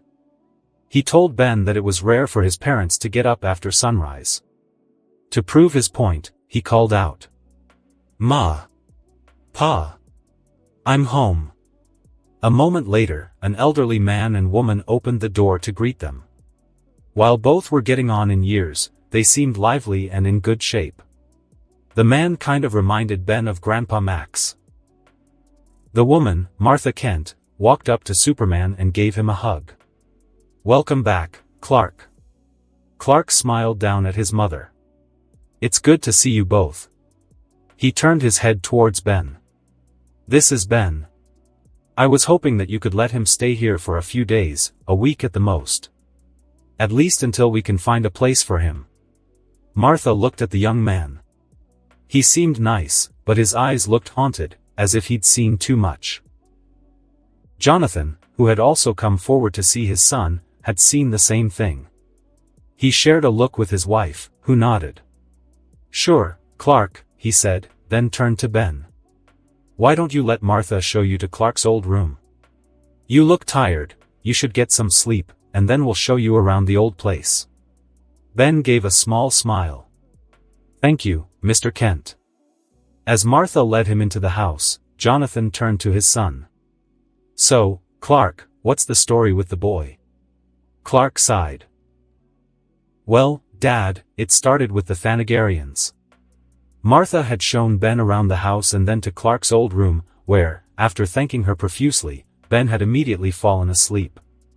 He did not get much sleep, however, because the same nightmares that had been plaguing him for the last 2 nights woke him up. After drying the tears off of his face and knowing that he wouldn't be getting any more sleep than the 3 hours he'd already gotten, he decided to start his day. He took off his jacket, which he'd fallen asleep in, when he realized that he didn't have any other clothes. In fact, he'd been wearing the same clothes for 3 days straight. He would have to do something about that. After he showered, he placed his clothes on the bed, then activated the Ultimatrix. After finding the alien he needed, he slammed the dial down. In a flash of green light, a copper-coated robot stood in Ben's place. Its body was round, and its legs were stubby. Its head was small and had neither a mouth nor a neck. On top of its head was a winder, similar to that of an old clock. On its chest was the Ultimatrix symbol. "Clockwork," the alien cried in a German accent. "Okay, let's do something about these clothes." He pointed his hands at his clothes, and a green beam shot out towards them. After a moment, the beam stopped. Clockwork leaned forward to examine the clothes. They were completely clean. He had used his powers of time manipulation to reverse time around his clothes until they were in the condition they'd been in before he'd put them on 3 days ago. Pleased with his handiwork, Clockwork slapped the Ultimatrix dial and turned back to normal. After getting dressed, he walked downstairs. Sitting at the kitchen table, drinking a cup of tea, was Martha Kentucky. She looked up in surprise. "Hello, Ben," she said. "I thought you would still be asleep." "I haven't been sleeping well for the last few days." Ben scratched the back of his neck in embarrassment. Martha nodded in apparent understanding. "Well, I'm sure that if I found myself in another universe, I would have trouble sleeping too." At Ben's look of shock, she chuckled. "Clark told Jonathan, and Jonathan told me." Ben smiled. At least he wouldn't have to tell his story again. He was getting kind of tired of doing that. His smile grew wider when Martha brought out some pancakes. "Hungry, dear?"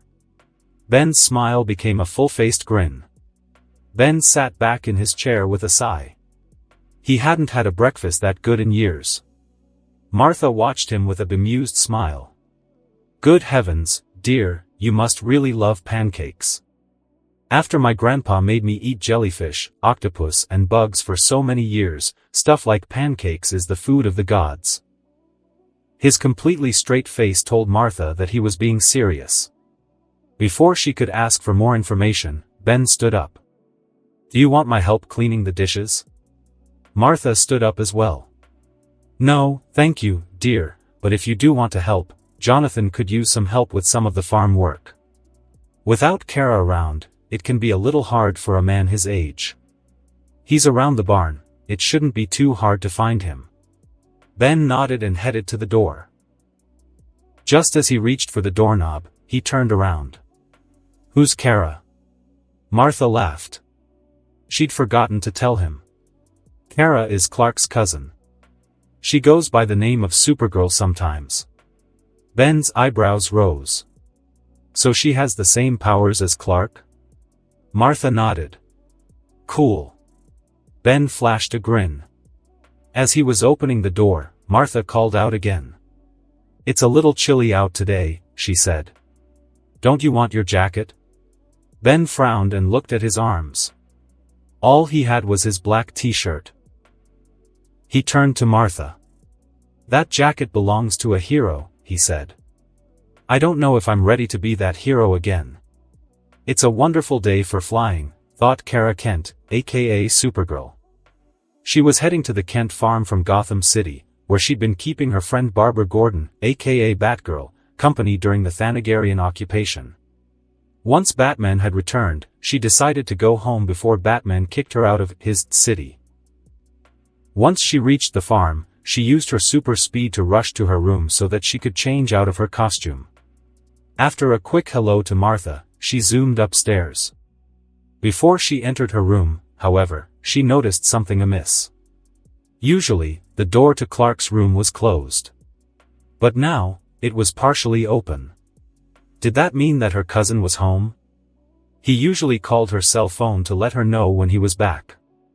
She walked up to the door and slowly opened it. Everything seemed in order, save for two things. First, the bed was not made to the exacting Kent standards.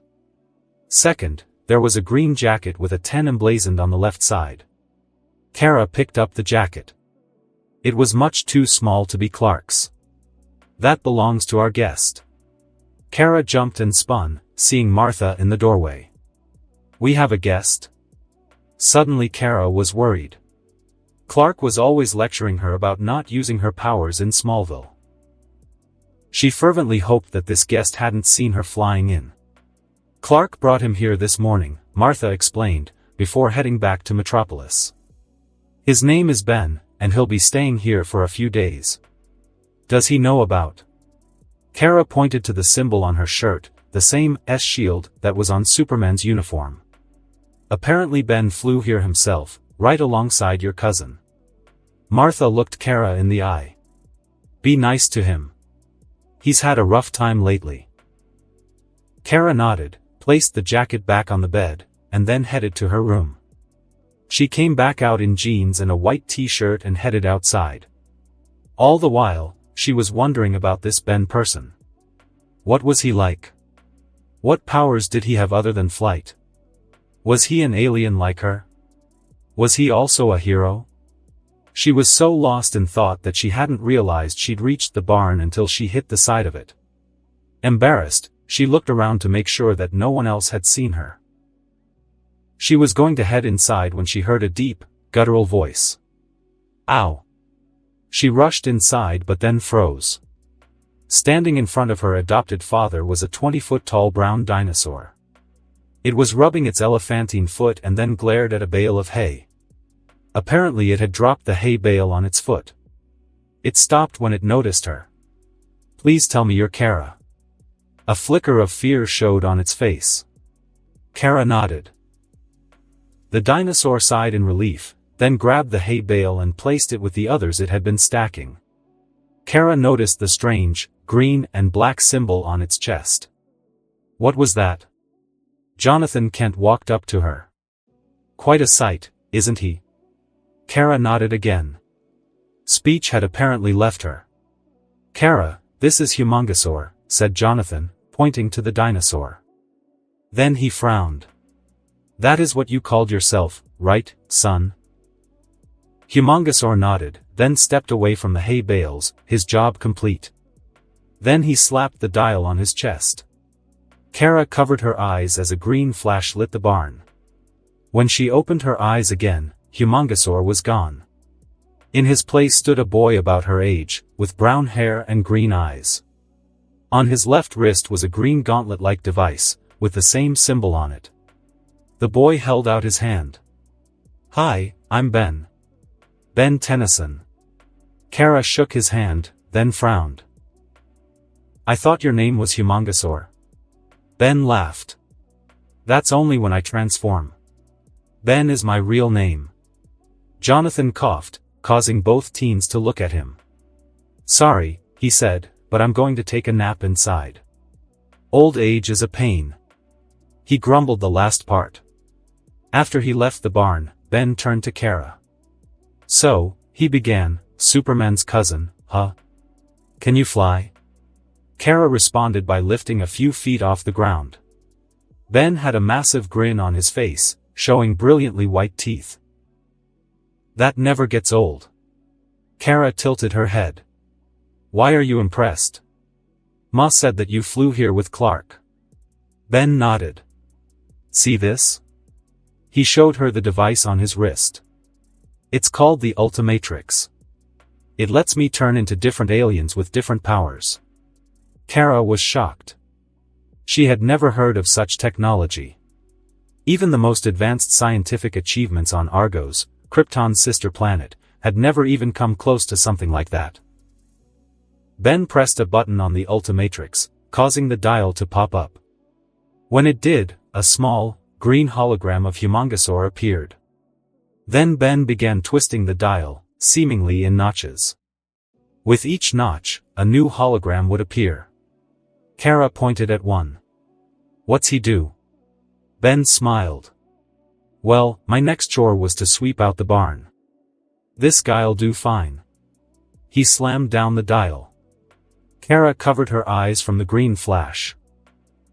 When it died down, she saw a 6-foot-tall, green and black turtle, standing upright on its back flippers. It had 2 larger flippers for arms and a stubby head with no neck. The front of its shell had large holes in it, and the Ultimatrix dial appeared in the center. "Terraspin," the turtle cried out. "What do you think?" Terraspin's voice was deep, but it also sounded sleepy or bored. "I think you were missed in The Little Mermaid." Kara's tone indicated that she was joking. "Haha." Terraspin walked to the back of the barn, then faced the doors. "You should probably get behind me." Slightly unsure, Kara walked behind the giant turtle. Terraspin jumped a few feet into the air, then his head disappeared into his shell. His arm flippers straightened out at an angle, while his feet flippers joined together to form a third blade. All in all, he looked like an O had been placed over a Y. Then the blades began spinning, and huge gusts of wind blew out of the holes in his shell. All of the dust and loose hay on the ground blew out the door. In a few moments, the floor was swept clean. Terraspin slapped the dial on his chest, turning back to normal. Ben turned to see Kara staring at him, eyes wide. "That was awesome." Ben shrugged, trying to look modest, but that grin wouldn't leave his face. It just felt too good to be appreciated. After that stupid reporter, Will Harang, had used his influence to turn the world against him, he had forgotten what it was like to be liked. "I'm just glad that I toned down Terraspin's power," he said, "otherwise, I'd have probably blown the barn down." Kara gave him a quizzical look. "Have you knocked down barns before?" Ben's grin turned sheepish. "Well, before I really got the hang of it, I used to cause a lot of damage to buildings and stuff. People don't really appreciate having their car crushed by an alien." "So where'd you get that thing?" Kara gestured towards the Ultimatrix. "It's a long story." "I'll get popcorn," Kara offered. "Deal." A few hours later saw Ben and Kara sitting on top of the barn. Ben had been willing to turn into one of his flying aliens, but after getting popcorn, Kara had been a little impatient and had grabbed Ben by the hand and lifted him up to the roof. Ben had been a little embarrassed but had obligingly begun his story, starting with that fateful summer, when he had found the Omnitrix. He went on to tell her about several of his adventures and the people he'd met, as well as the battles he'd had. Kara had been like a little kid at story time. Neither Superman nor Batgirl told her many stories of their battles. In fact, the only hero that she knew who consistently told stories was Flash, and she was pretty sure that those were exaggerated. At the moment, Ben was telling her about his first time turning into Wrath, an aggressive, humanoid, tailless tiger. Apparently, when Ben turned into that alien, he lost some of his self-control and became more instinct-prone. "And then, when we get to the palace, we give the tiffin to this big, red alien named Jared. At first, we thought that everything was all right, but then he picks up the tiffin and eats him." Kara's jaw dropped. "He ate the baby," she screeched. Ben chuckled, remembering what happened next. "Yeah, we pretty much had that same reaction. I think Kevin fainted. Anyway, I got ticked off, well, more than usual as Wrath, then I jumped up to the guy, opened his mouth, jumped down his throat." Kara gasped. Ben just laughed. "I grabbed that little flying whipped cream and then punched Jared's teeth out so that I could get us free." "What happened next?" "He threatened to declare war on the Lodons if he didn't get his delicacy. And an apology. I reminded him that I had just jumped down his throat. I warned him that if he started a war, I would do it again, and then I'd knit his intestines into a sweater." Kara started laughing hysterically. After a few minutes, she calmed down enough for Ben to continue. "Then we got back to Earth, I gave the tiffin back to his mom, and then I threatened to beat the crud out of the ambassador. Apparently he knew that the tiffin was a food offering." Kara's eyes narrowed. She had never met this ambassador, but she knew that she wouldn't have threatened to beat the guy up, she'd have actually done it. "And then?" "Well, they left, and then I finally turned back to normal." Kevin said it was because the Tiffin was sending out some sort of signal that messed with the Omnitrix. Apparently he knew the entire time but never told us. Now Ben's own eyes narrowed. And then I turned back into wrath. You beat him up? Nah, just scared him some. Kara shook her head, grinning. You have the craziest adventures. Then the grin vanished, and she leaned forward with a serious look. So why don't you want to be a superhero anymore? Ben sighed. He knew that question was coming. He decided to counter with one of his own. Do you know what it's like to lose everyone that you ever cared about? Kara looked at him for a moment, then looked at her feet. Yeah, I do. What? Kara looked at Ben, who had a look of shock on his face. Did Clark ever tell you about what happened to our own planet, Krypton? Ben nodded. It had been a few hours after they had defeated the Thanagarians. Since Ben had shared his story with the League, Superman had thought it only fair to tell him his own. Well, when Krypton exploded, I was on Argos, Krypton's twin. It had been thrown out of orbit and was freezing over. We didn't have long before we would all die. Most of us were put into stasis so that there would be food and supplies for the scientists that were working on a way to save everyone else. It didn't work. Tears began to form in the corners of Kara's eyes, which she quickly blinked away. When Clark found me, I was the only survivor. All of the other stasis pods had failed. She looked back at Ben. What happened to you? Now it was Ben who was looking at his feet. One of my villains attacked my home. My parents, my grandpa Max, my Aunt Lily and Uncle Frank. Ben paused to swallow the lump in his throat. Gwen and Kevin and my girlfriend Julie. All of them, gone. Kara fought hard to hold back her tears. While she knew what it was like to lose everyone important in her life, she had had several years to grieve and move on. Ben had only had 3 days. The two sat in silence for a few minutes, just watching the sun set. After a while, Kara grabbed Ben's hand again and lowered him to the ground. They headed indoors, where they enjoyed dinner with Martha and Jonathan. Ben shared a few more stories, ending on a high note when he finished his tale of how he had saved the universe from the high breed and then saved the entire high breed race from extinction. After dinner, Ben and Kara headed towards their rooms. It had been a long day, and both felt emotionally drained from their experiences. Ben had been here before. He remembered coming here, running faster when he saw the smoke. He arrived, hoping that everyone was okay. He saw the blood and knew that someone was hurt. Then he saw the bodies. He saw the expressions of pain and horror. Then he saw him, standing on the ruins of his house, his sadistic laughter reaching his ears once more. Ben sat up straight, tears falling down his face. He looked at the clock. It was 1 o'clock. He'd only been asleep for 4 hours. He wiped the tears away, then stood. He was wearing a pair of shorts and a white t-shirt that Jonathan had loaned him. He had just gotten out of bed when he heard the door open. Ben? Kara stood in his doorway, wearing a pink nightgown. Concern was written all over her face. Thanks to her super hearing, she had heard Ben moaning and softly crying in his sleep. After a few minutes, she could no longer take it and had come to his room. Ben stared at Kara for a moment before all self-control abandoned him and he collapsed, sobbing and babbling incoherently. Kara rushed over to him and wrapped him in her arms.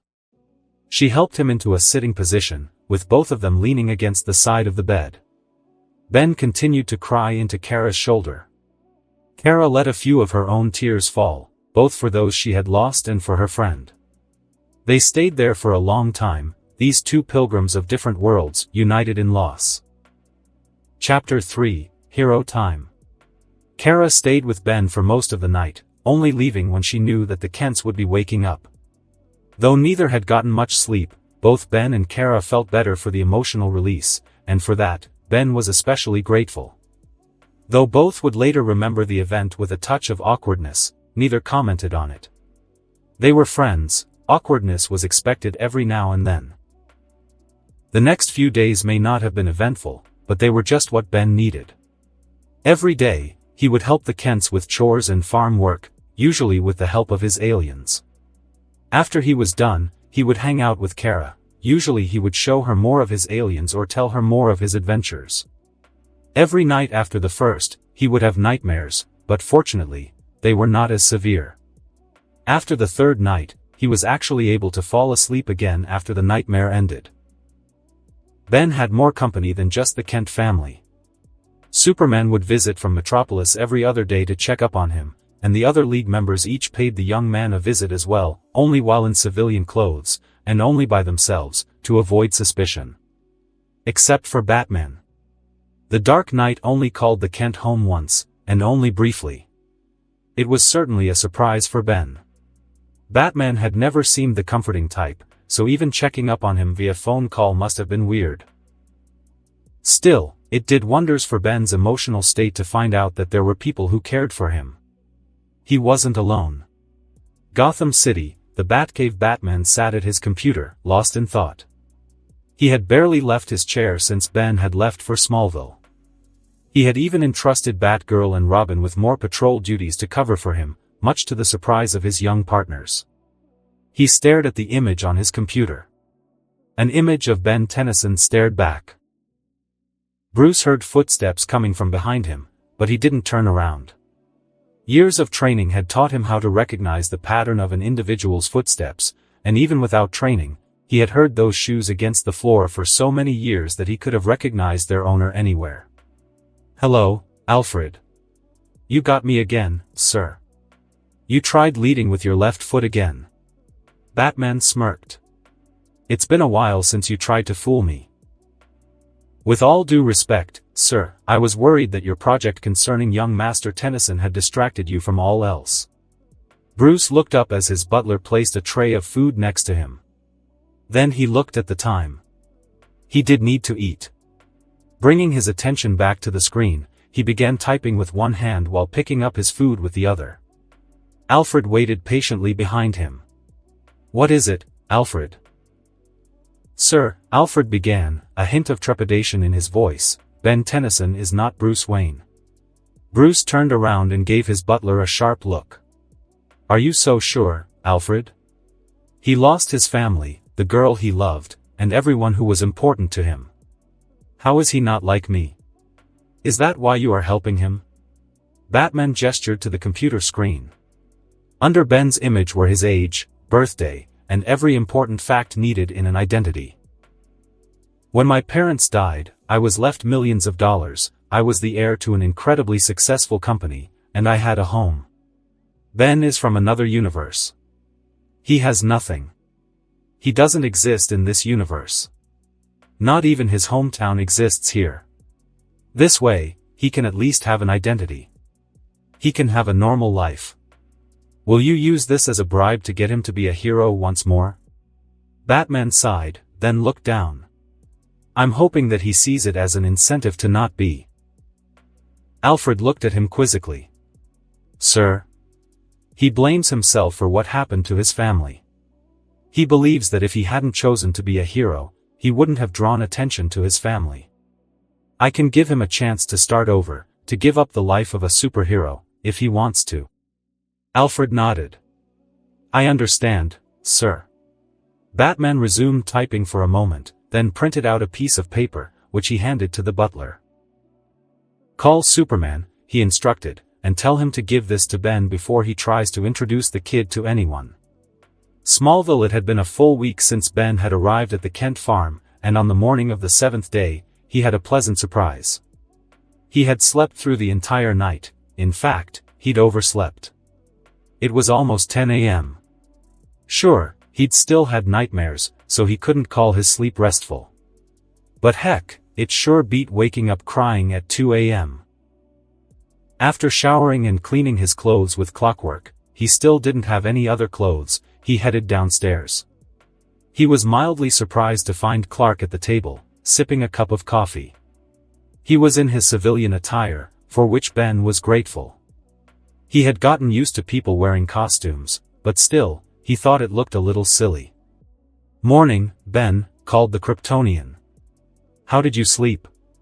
Better than usual, Ben replied, though that hasn't been saying much lately. Still having nightmares?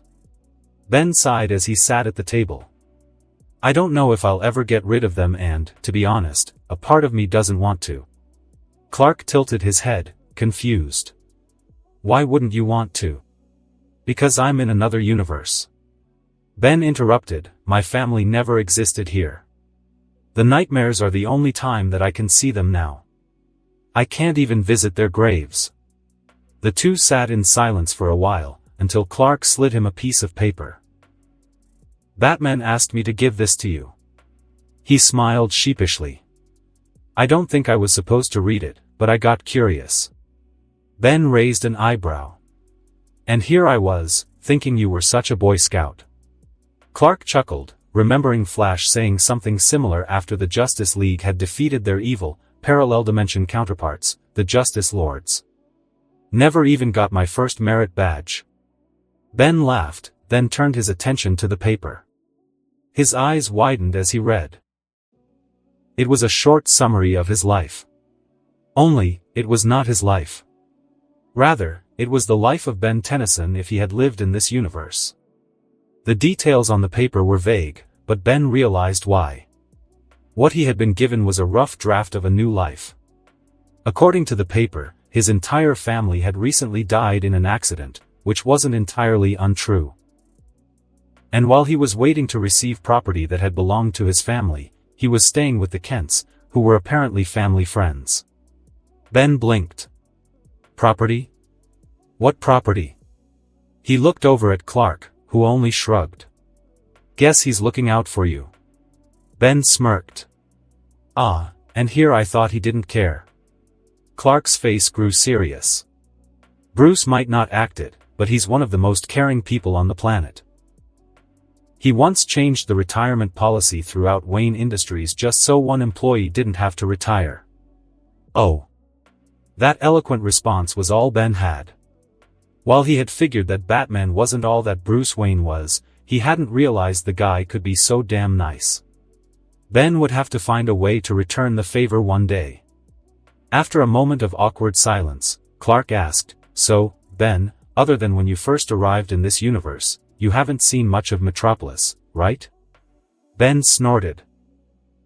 You mean Metropolis without Thanagarians invading it? No, not really. Clark smiled. Yeah, alien invaders don't really attract tourists. Anyway, I figured that you could use a change of scenery. After all, a week on a farm could get boring. Ben didn't necessarily agree. For the most part, he'd been pretty happy at the Kent farm. He had no problem helping out since his aliens made chores a breeze, and the Kents were good people. It was only yesterday that he'd found that he had nothing to do. Normally, after he was done with chores, he would hang out with Kara, either showing her some of his aliens or telling her about more of his adventures. However, her school had reopened, and the world was starting to resume its normal schedule following the Thanagarian invasion. And that meant that Ben's newest friend had to finish her last few months of high school. Ben shrugged. I guess it wouldn't hurt to see what's there. After all, Metropolis doesn't exist back home. Clark grinned. Great. I can introduce you to a few friends of mine. You should probably leave a note for my folks, tell them you'll be out for a couple of days. As Clark got up to change into his costume, Ben quickly ran up to his room, where he grabbed a piece of paper and a pencil. At first, Ben had wondered why those things were in the room, but Clark's parents had later told him that Clark was a journalist. Now it made sense to have those materials. He quickly wrote a note explaining to the elder Kents where he was going and that he would be back in a few days. As he was walking out of the room, he paused. He went back to the desk and wrote another note, this one to Kara. It said the same thing as the first, but with one addition. P.S. Remind me to tell you the story of when I fell into the fountain of youth. Trust me, it's hilarious. Thanks for being there. Before Ben went down the stairs, he slid the note to Kara under her door. By the time he came back down the stairs, Superman was waiting near the door, already in his costume and tapping his foot impatiently. Ben quickly placed the note on the kitchen table and activated the Ultimatrix. As he cycled through his aliens for Jet Ray, Superman frowned. "Where's the rest of your stuff?" he asked. Ben paused, then looked down at himself. "This is all I've got." He admitted it. Superman mentally kicked himself. Of course Ben wouldn't have anything other than the clothes on his back. Which reminded him. "What about your jacket?" "I'm not sure if I'm ready to put that on again." Ben turned his attention back to the Ultimatrix. Once he found Jet Ray, he stepped outside and slammed the dial down. There was the familiar green flash, but when it faded, Superman didn't recognize the alien. It was about 3 feet tall, white with some black on the head and chest, and had 3 spikes coming out of the top of its head. The Ultimatrix symbol was on its chest.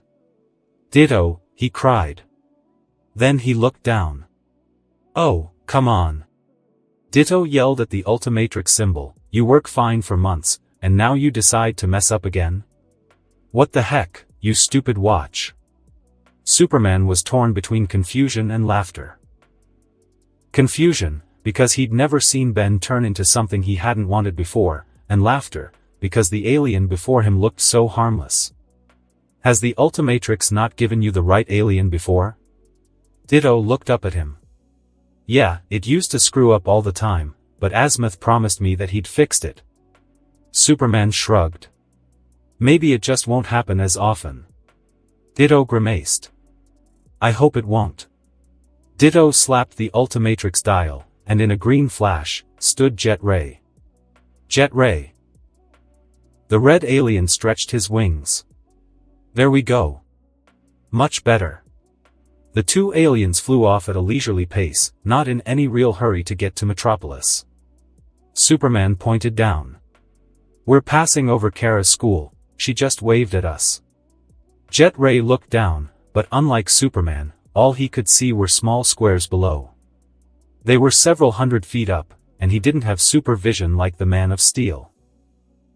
Still, he hovered for a moment to wave his arm wing at the ground, hoping that Kara was still there to notice. Superman looked down for a moment, then looked back at Jet Ray. She saw.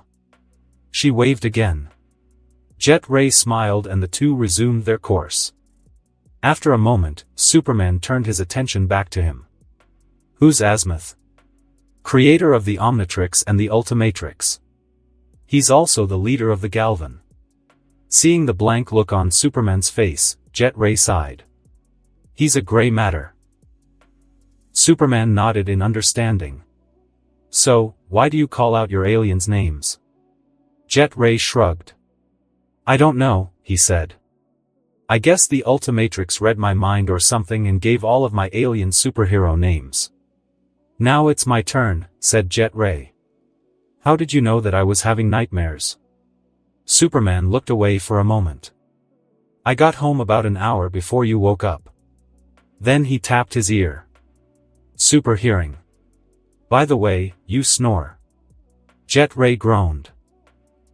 Metropolis. Superman guided Jet Ray to his apartment, where Clark quickly changed into his civilian attire. All Jet Ray had to do was slap the Ultimatrix symbol to get back to normal. Ben took a look at Clark's home. "Nice place," he commented. "Thanks." Clark replied, "It's not bad for a reporter's home. Considering that I was still living at my parents' house until a little over a week ago, this is one heck of a first apartment." Clark laughed, then went to grab his briefcase, and then both headed towards the door. As they were about to leave the apartment, Clark stopped. "Almost forgot something, be right back." He went into the bathroom for a moment, then came out with a roll of gauze. He tossed it to Ben, who caught it. "What's this for?" "To cover the Ultimatrix," explained Clark. "I don't have any jackets that fit you, and since you didn't bring yours, we need to cover it somehow." Ben gave a wry smile. He should have known that the Ultimatrix would draw attention. It certainly didn't look like an ordinary watch. He wrapped his wrist up in the gauze, then used a clip to fasten it. The clip and the gauze could be easily removed in case he needed to use his aliens. Ben hoped that he wouldn't need to resort to that, but with his luck, he wouldn't be surprised. When they left the apartment, Clark hailed a taxi, and the two headed to Clark's office. As they got out of the cab, Ben's jaw dropped. He'd seen this building before. "You work here?" asked Ben as he gestured to the golden planetoid that topped the Daily Planet. Clark shrugged. "Yeah. Why, do you know this place?" Ben lowered his voice so that no one could overhear.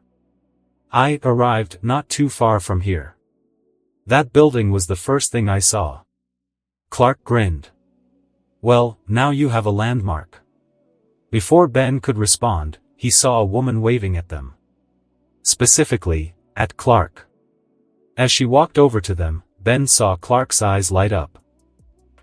Ben could see why. The woman was certainly attractive, with a good figure, long black hair and a cute face. She wore a purple dress jacket and a short, white skirt. "Hey, Smallville," the woman greeted. Ben blinked. Smallville? She had nicknamed Clark after his hometown. That was kind of weird. Or was it some sort of pet name? The woman continued. "So, who's your new friend?" Clark smiled. "Ben Tennyson, I'd like you to meet Lois Lane, head reporter for the Daily Planet." Ben shook Lois' hand. Both had polite smiles on their faces. "So, Ben," said Lois, "how do you know Smallville here?" Ben paused for a moment, remembering what Batman had written down. "Well, his family and mine were close, so I'm staying with him until I get my place up and running." Lois looked confused.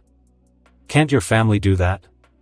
Ben looked down, his good mood vanishing. It was still hard for him to say it out loud. There was a good chance that it always would be.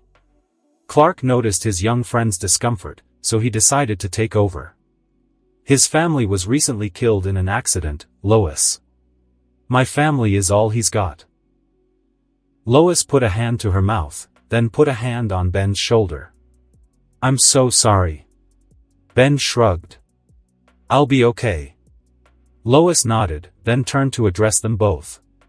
"Come on, Smallville, we can give the kid a tour of the place." Clark nodded, then guided Ben inside the building. Ben stared at the huge office. He had always thought that journalists worked in cramped little offices or worked out in the field. This room was bigger than the Batcave. It had high ceilings and a great view of the city, and every reporter there had an enormous desk to work from. Ben figured that this was the five-star hotel of journalism. After a while, he turned his attention to Lois and Clark. Lois was currently chewing out a redhead named Jimmy Olsen, while Clark was trying to defend whatever Jimmy had done. It was actually kind of funny. It reminded Ben of when it was just him, Gwen and Kevin. Usually, it was Ben who had done something wrong, Kevin giving him grief, and Gwen giving Kevin grief over giving Ben grief. It was saddening to remember that he would never see them again, but it wasn't as soul-crushing as it had been a few days ago. While he had been at the Kent farm, he had told Martha, Jonathan, Kara and whichever league member was there that day stories of his adventures. It had become his own personal therapy. Each time he talked about it, it became easier to think about without bursting into tears. He still had a while to go, but he was getting better. While the three Daily Planet employees argued, Ben glanced at the walls. Every 3 feet or so was a framed copy of their newspaper, the oldest going back several years, which had the first official appearance of Superman on it. Other front pagers had more stories on either Superman or the Justice League, and all seemed to have been written by either Lois or Clark. Ben smirked whenever he saw Clark's name under a Superman article. It seemed kind of self-aggrandizing. Further thought was interrupted as a middle-aged, balding man ran up to the journalists. "What is it, Perry?" Clark asked, seeing the concern on the man's face. Bizarro was just spotted heading in this general direction. Judging from the way that everyone tensed up, Ben guessed that Bizarro was a supervillain, and a bad one at that. The older man, Perry, continued. "Lois, Clark, get down there in case Superman shows up. Olsen, go with. And you, Perry directed a stern look at Ben. "Don't go anywhere and don't touch anything." "Hey Smallville," said Lois, as she raced to her desk, "you and Jimmy go on ahead, I need to get my stuff." The two men nodded and ran off. While Lois was gathering her things, Ben walked up to her. "So this Bizarro," Ben began, "he's pretty bad, right?" Lois gave him an "are you serious" look. "Think of a twisted, evil, stupid version of Superman," she explained, "and you'd hit the nail on the head." Ben swallowed nervously.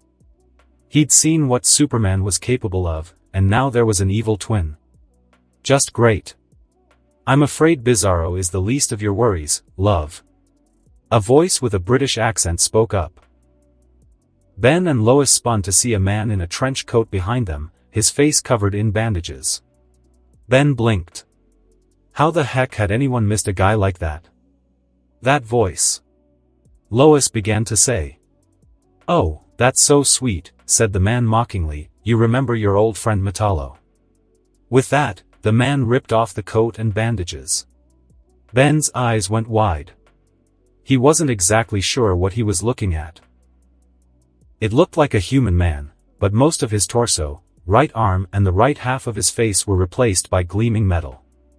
The exposed half of his face looked like a metal human skull, and a sinister green light glowed from the eye socket.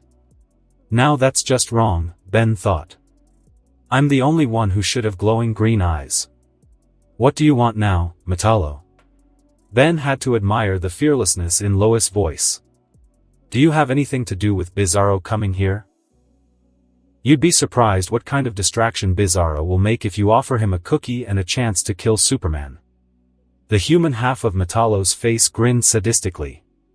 Then he began to walk towards them. But before he dies, I think I'm going to hurt him by killing you. Ben, run. He's after me, not you. Lois tried to run to the stairs, but Metallo blocked her. Ben froze for a moment.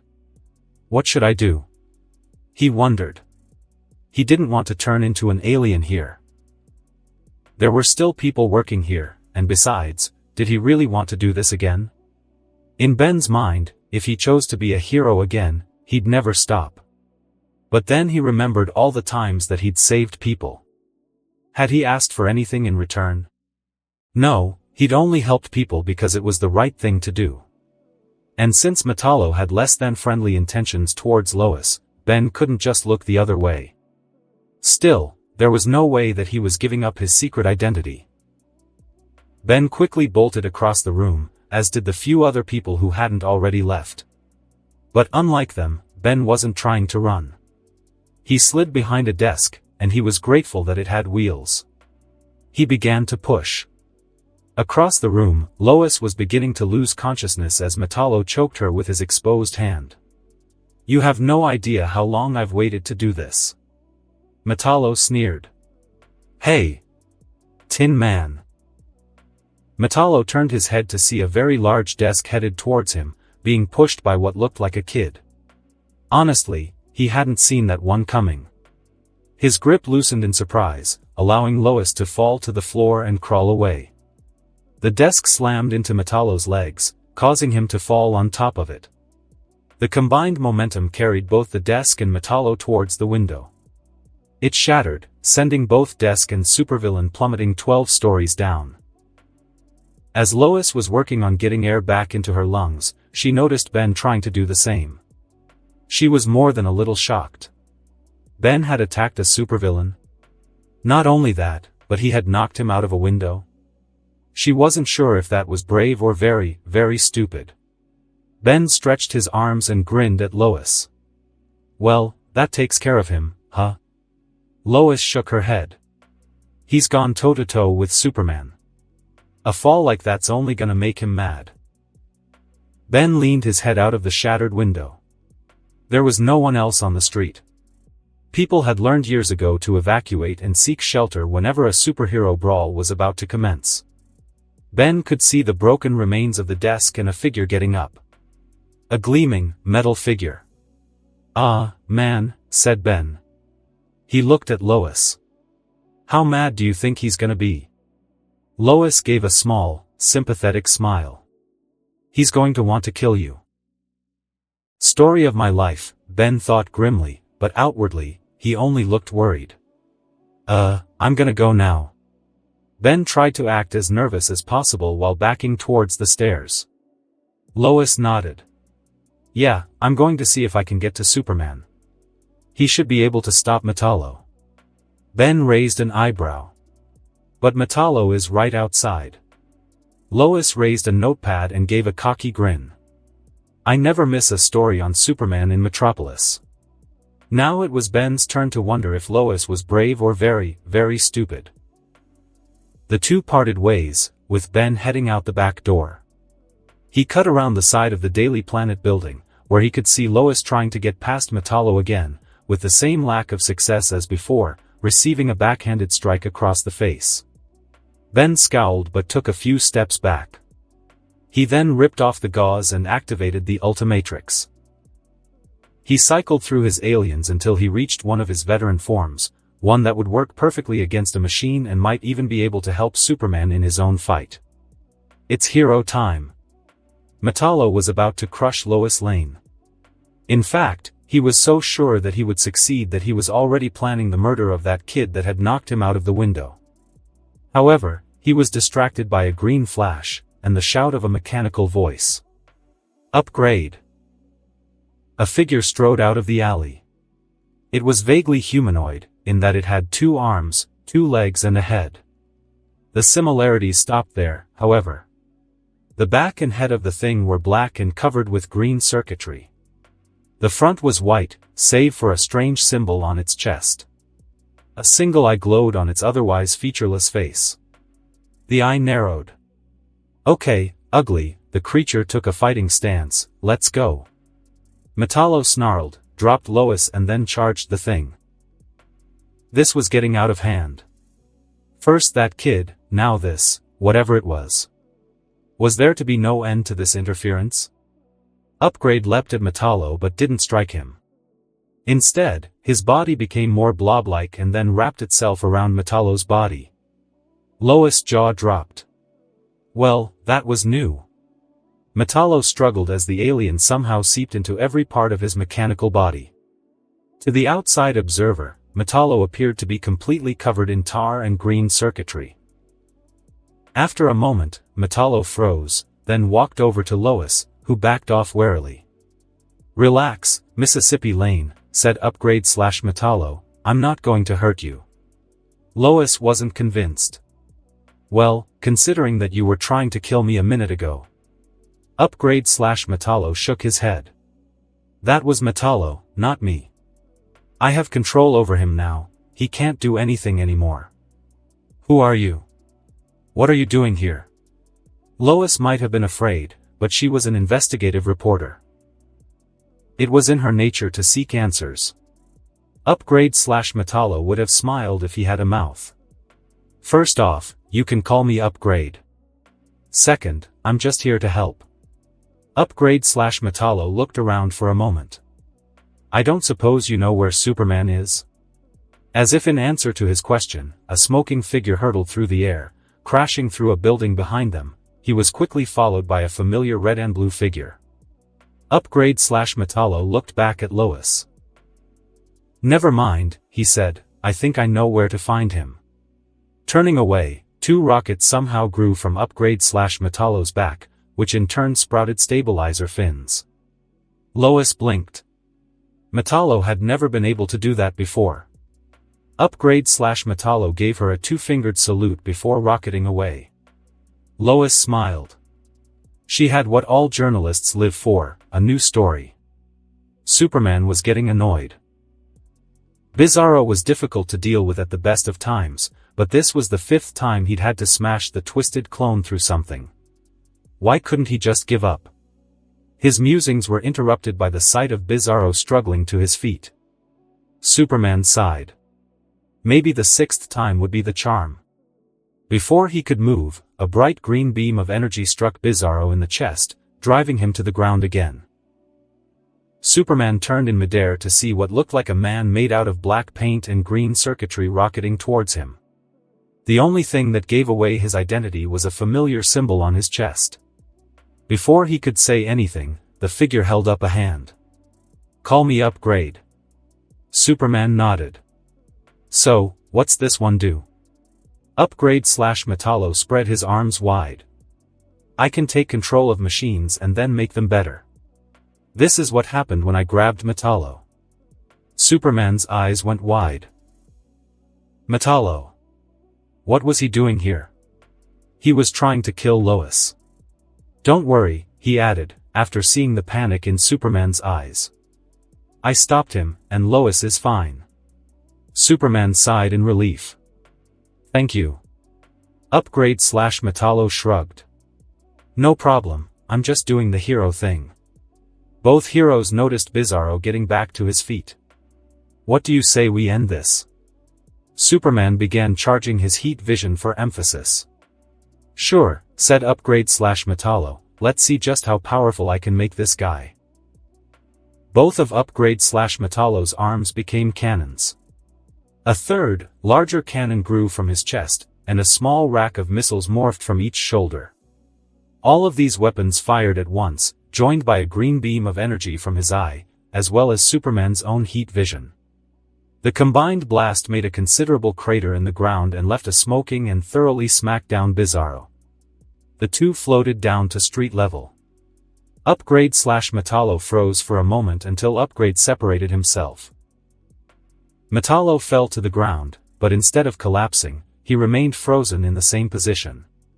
What did you do to me?" Metallo could barely get the words out, as his jaw was clenched shut. Upgrade explained, just as Lois Lane and several other reporters arrived.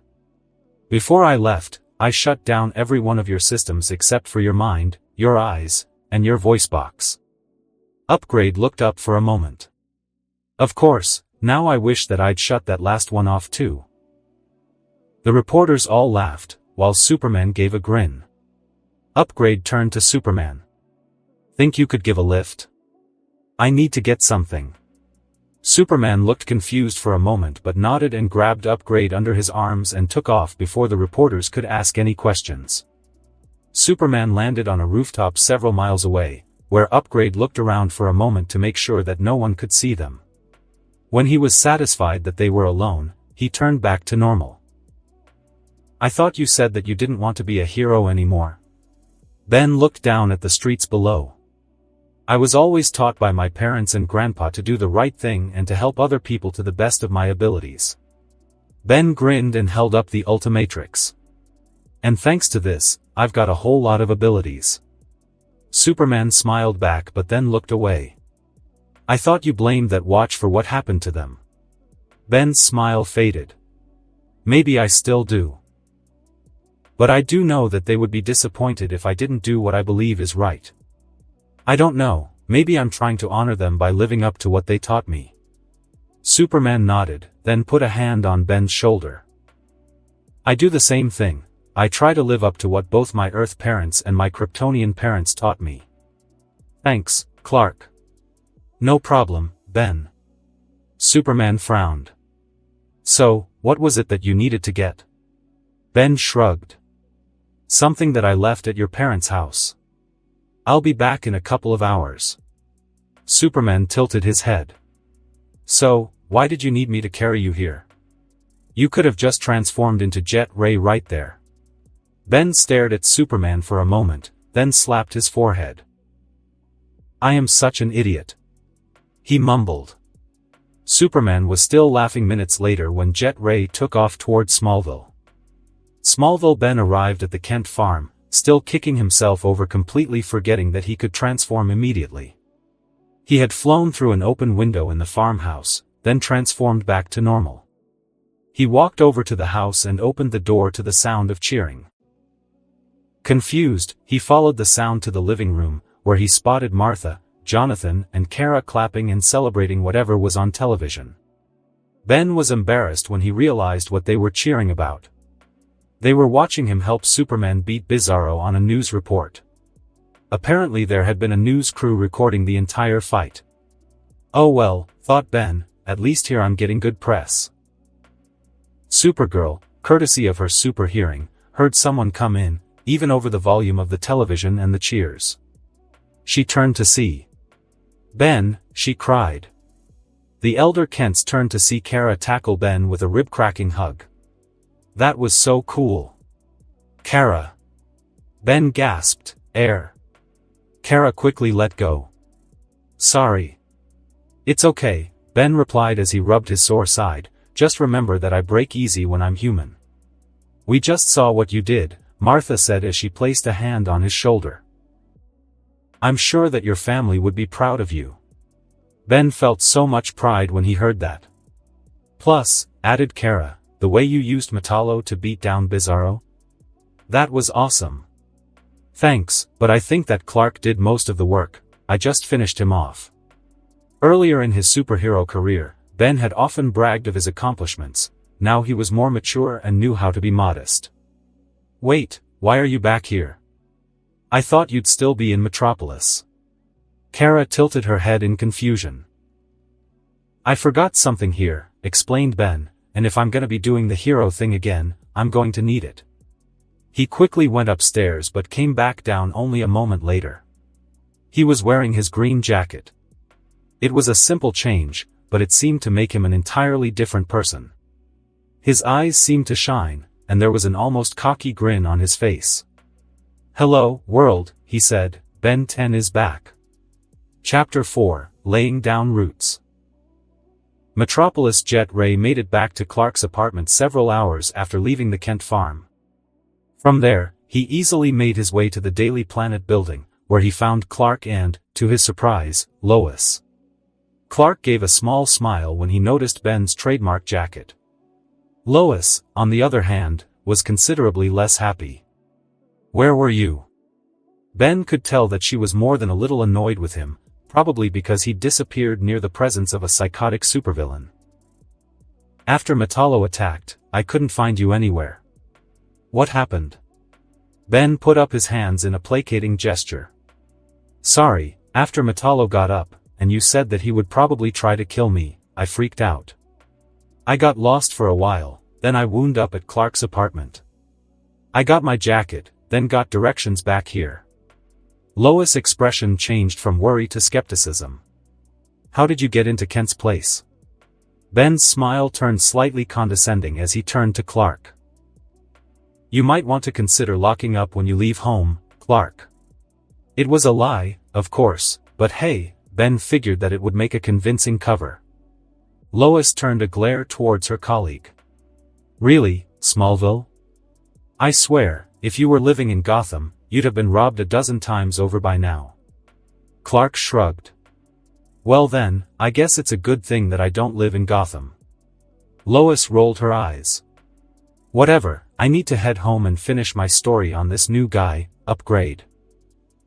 After the Thanagarian invasion, the world could use some more heroes. She gave Ben a small smile. See you around, Ben, and while I'm glad you're safe, try not to do anything stupid anymore, okay? Ben gave a grin. No promises. After rolling her eyes again, Lois left. Clark began walking back to his apartment with Ben in tow. Along the way, Ben had to ask. Does she know about, Ben quickly placed his fists on his hips, mimicking a pose that he'd seen Superman make in several photos. Clark shook his head.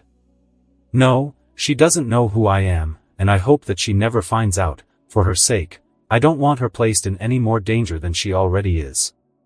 Ben thought about this for a moment. It made sense, save for one thing. It seemed that Lois Lane was already in as much danger as possible. From the stories he'd heard from the Kent family during his stay, Lois was always getting kidnapped, falling off of buildings or getting attacked by supervillains. Knowing who Superman was wasn't going to make her life much more dangerous, if at all. But, you're in love with her, right? Clark's head snapped around so fast that Ben could actually hear the tendons crack. How could you tell? Ben smirked. Dude, I could see you giving her goo-goo eyes the second she showed up. Clark scratched his head. That obvious, huh? Yeah. So, what's the problem? Why not just ask her out? You don't have to tell her your big secret. Clark looked down at his feet. She has a thing for Superman. Ben stopped walking. He blinked several times. Okay, let me see if I've got this right. You like her, she likes Superman, you are Superman, and therefore Superman must like her too. Not completely sure where Ben was going with this, Clark only nodded. Ben took a deep breath. So why don't you make this easy and just freaking tell her who you are? Clark opened his mouth to respond, but no words came out. He had nothing to counter Ben's suggestion. Ben pinched the bridge of his nose, his brow furrowed in exasperation. Geez, I knew you were invulnerable, I didn't know you were dense. Ben started walking again. Clark caught up with him after a moment. Wait, how do you know about dealing with this sort of thing? Ben rolled his eyes. I told Julie that I was a superhero after our first date. It probably saved me a lot of guilt later on. It still stung to think about Julie, but it was dulled by his frustration with Clark. Were all the superheroes in this universe like this, or was it just Superman? They continued to Clark's apartment in silence, both lost in thought, Ben, who was questioning the intelligence of the people in this universe, and Clark, who had to think on what now seemed like a very obvious hole in his logic. By the time they arrived at the apartment, Ben had finished fuming and Clark had finished kicking himself over being an idiot. They were, however, very surprised to find someone sitting at Clark's table, sipping a cup of coffee. Hey Clark, hey Ben. A very cheerful Kara Kent waved at them. Kara? What are you doing here? Clark frowned. Shouldn't you be in school? Check your watch, cousin, Kara smirked, it's Friday and school ended hours ago. Clark groaned, while Ben grinned. Apparently, Clark had been so lost in thought that he'd barely been able to get home, much less know the time. When Kara got up to put away her coffee cup, Ben noticed something. She was in her costume. Ben had never seen her wear it before. Sure, she was a superhero and apparently all superheroes wore costumes, but he'd never seen Kara in hers. She wore a white t-shirt with the Super logo on it, as well as a short, blue skirt, red boots, white gloves and a short red cape that hung from the shoulders of her shirt. Not that I mind your company or anything, said Ben, but why are you here, Kara? I help out Superman whenever I'm in Metropolis. Kara explained. Then her smile grew impish. And since you're back in the hero game, I figure I should see what you can do besides lift hay bales. Ben grinned right back at her. Oh, bring it. Clark smiled. This was certainly an improvement from the Ben he'd seen a week ago. He could tell that he was still upset about the loss of his family, but at least now he had some fire in him again. Why don't you two patrol Metropolis for the day? If you need me for anything, just call me. Ben frowned, not really understanding until Clark tapped on his ear to indicate his super hearing. Supergirl smiled, then went to the window. You coming? She asked. In answer, Ben activated the Ultimatrix and slammed the dial. Jet ray. The two aliens flew out the window a moment later. Clark stared after them for a minute, then sat down at the table, his mind drifting back to Lois and Ben's words regarding her. Downtown Metropolis. This is so boring. Jet Ray looked at Supergirl in confusion. They'd only been patrolling for 15 minutes, and she was already bored? Maybe it was because she was still a little new to the whole hero business. Hey, don't worry about it. In my universe, I'd usually have a couple of weeks' worth of patrols behind me before anything happened. Supergirl looked at him as if he'd grown a second head. How did you not go insane? Jet Ray shrugged. Usually because I spent that time bugging Kevin. Supergirl groaned. But I just want something to happen. It was at that moment that a large explosion rocked the street, and several armed men ran out of what used to be the front of a bank towards an armored car. You were saying? Jet Ray turned to Supergirl, but she was already rocketing towards the criminals. Jet Ray sighed. The way she'd rushed into the situation reminded him of himself when he'd first found the Omnitrix. He had always acted like he was invincible. Still, he supposed that Supergirl had a right to be a little cocky. As far as he'd seen, Kryptonians were nearly invincible. Still, he decided to keep an eye out, just to be on the safe side. Supergirl wasn't worried. These were just common thieves, and she was bulletproof. This was an easy chance to show a veteran like Ben her stuff. She landed in front of the armored getaway car. "Alright boys," she began, "fun's over. Drop the money and the guns and I won't have to send any of you to the hospital." All but one of the thieves looked at each other nervously. The last one, the leader, smiled, much to Supergirl's surprise. Sure, she hadn't been doing this for as long as other heroes, but normally thieves either surrendered or shot ineffectually at her. The only ones who smiled were supervillains, or had. "I knew this would come in handy today." The man's grin grew wider as he pulled out a piece of glowing green rock. Supergirl's eyes widened as she felt the effects of the kryptonite. She felt sick and weak. As she collapsed to the ground, she berated herself. She should have known something was up the minute she saw the smile. She should have put some distance between her and them. She should have. She never finished her thoughts on what she should have done, as a beam of green energy drove a furrow in the street between her and the thieves. Jet Ray swooped in to hover over the small trench. "Back off, boys. Don't make me hurt you." Jet Ray all but growled the words. He had been content to let Supergirl handle this, thinking that it was only a few thugs, and she did seem to need to let off some steam, but when he saw the light from that stone cause her obvious pain, he knew that it was time to help. The thugs pointed their weapons at the red manta ray. They obviously had no fear of any aliens save Kryptonians. Jet Ray had a mind to change that, but he still needed to shield Supergirl from that stone. He slapped the Ultimatrix dial on his chest. In a flash of green light, Jet Ray was replaced by what looked like a gorilla made out of red, blue and yellow Lego blocks. Like nearly all of Ben's forms, the Ultimatrix symbol was displayed on his chest. "Blocks," the creature yelled. Before the stunned criminals could react, Blocks leapt backwards. His body extended and connected, forming a dome around Supergirl that protected her from the kryptonite's harmful radiation. On the inside of that dome, Supergirl rose shakily to her feet as she recovered. She jumped a little in surprise as Blocks' face constructed itself in front of her. "You okay?" Supergirl squinted at him. "Ben? Call me Blocks." Blocks' attention drifted for a moment when he felt bullets pelt his body. Some of them pierced through, and a few more of those hit Supergirl, but since Blocks could regenerate and Supergirl was bulletproof, the only thing they needed to worry about was the guy with the kryptonite. "What happened, Kara?" Blocks turned a concerned face at Supergirl. "Why did that rock hurt you?" "Kryptonite," Supergirl explained. She hadn't recovered as quickly as she'd have liked. While Blocks was protecting her from the harmful light of the green rock, he also blocked the rejuvenating effects of Earth's sun. "The radiation is poisonous to Clark and me." Blocks nodded. "Let me take care of that, then." "Think you can take care of the others?" Kara nodded. "Why yeah, no problem." Blocks noticed the lack of confidence in her voice but decided to talk to her about it later. Right now there were bad guys who still kept shooting him, and it was really starting to tick him off.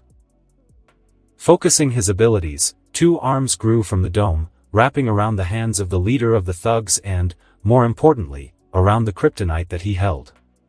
Blocks' body changed back to his regular form and ran towards the man, ignoring the bullets that continued to hit him, and delivered a wicked headbutt to the kryptonite holder. Keeping his hands wrapped around the stone, he stepped back to observe. Now exposed to the sun's energy and free from the threat of the kryptonite, Supergirl attacked with a vengeance. The remaining criminals were out cold in less than a minute's worth of punches and kicks.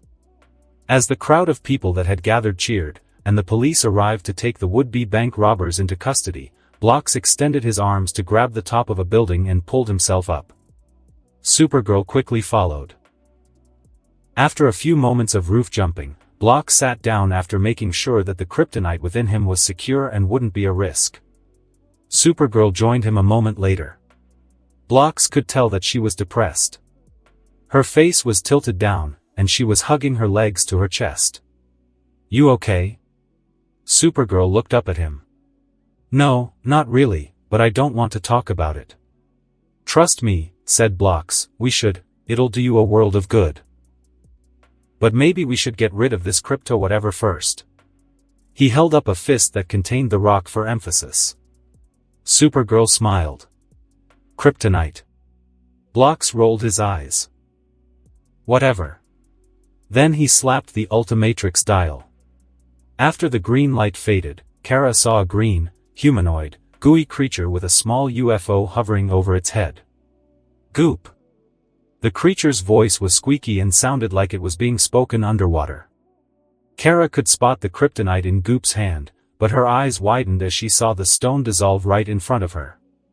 "Acid," explained Goop, as if it were obvious. Once the kryptonite was completely dissolved, Goop slapped the Ultimatrix dial once again, only to turn back into Ben, who sat down in front of her. "Now do you want to talk about what happened?" Ben's face clearly said that he wasn't going to take no for an answer. Supergirl sighed. "I messed up. Superman's been teaching me to fight smarter, but, I don't know, I just wanted to prove myself, so I ran in without really thinking." Ben leaned back, surprised. "You wanted to prove yourself?" "To whom, me?" Kara nodded. "Look, you don't need to prove yourself to me. Anyone who can lift buildings and shoot lasers out of their eyes and isn't trying to take over the world has my respect." "But you don't get it," said Supergirl. "You've saved your entire universe, people still see me as Superman's sidekick." Ben shrugged. "So what? All that means is that you work harder to show that you're your own person, and eventually people won't see you as a sidekick, they'll see you as a hero." Supergirl smiled, so Ben took that as a sign that he was getting through to her. Now, as for what happened, Supergirl's face fell again at Ben's words. "You would have been fine if that guy hadn't had the kryptonite. Other than that, you were a little overconfident. It's okay, I was like that for years, and I almost always had to have someone else save my sorry but because of how I acted. I'm pretty sure that's why the Justice League was founded, so that heroes could watch out for each other." Kara felt her spirits rise. If Ben could rise above his flaws, then darn it, so could she. "Thanks, Ben." Both heroes rose, and Ben patted Supergirl's shoulder.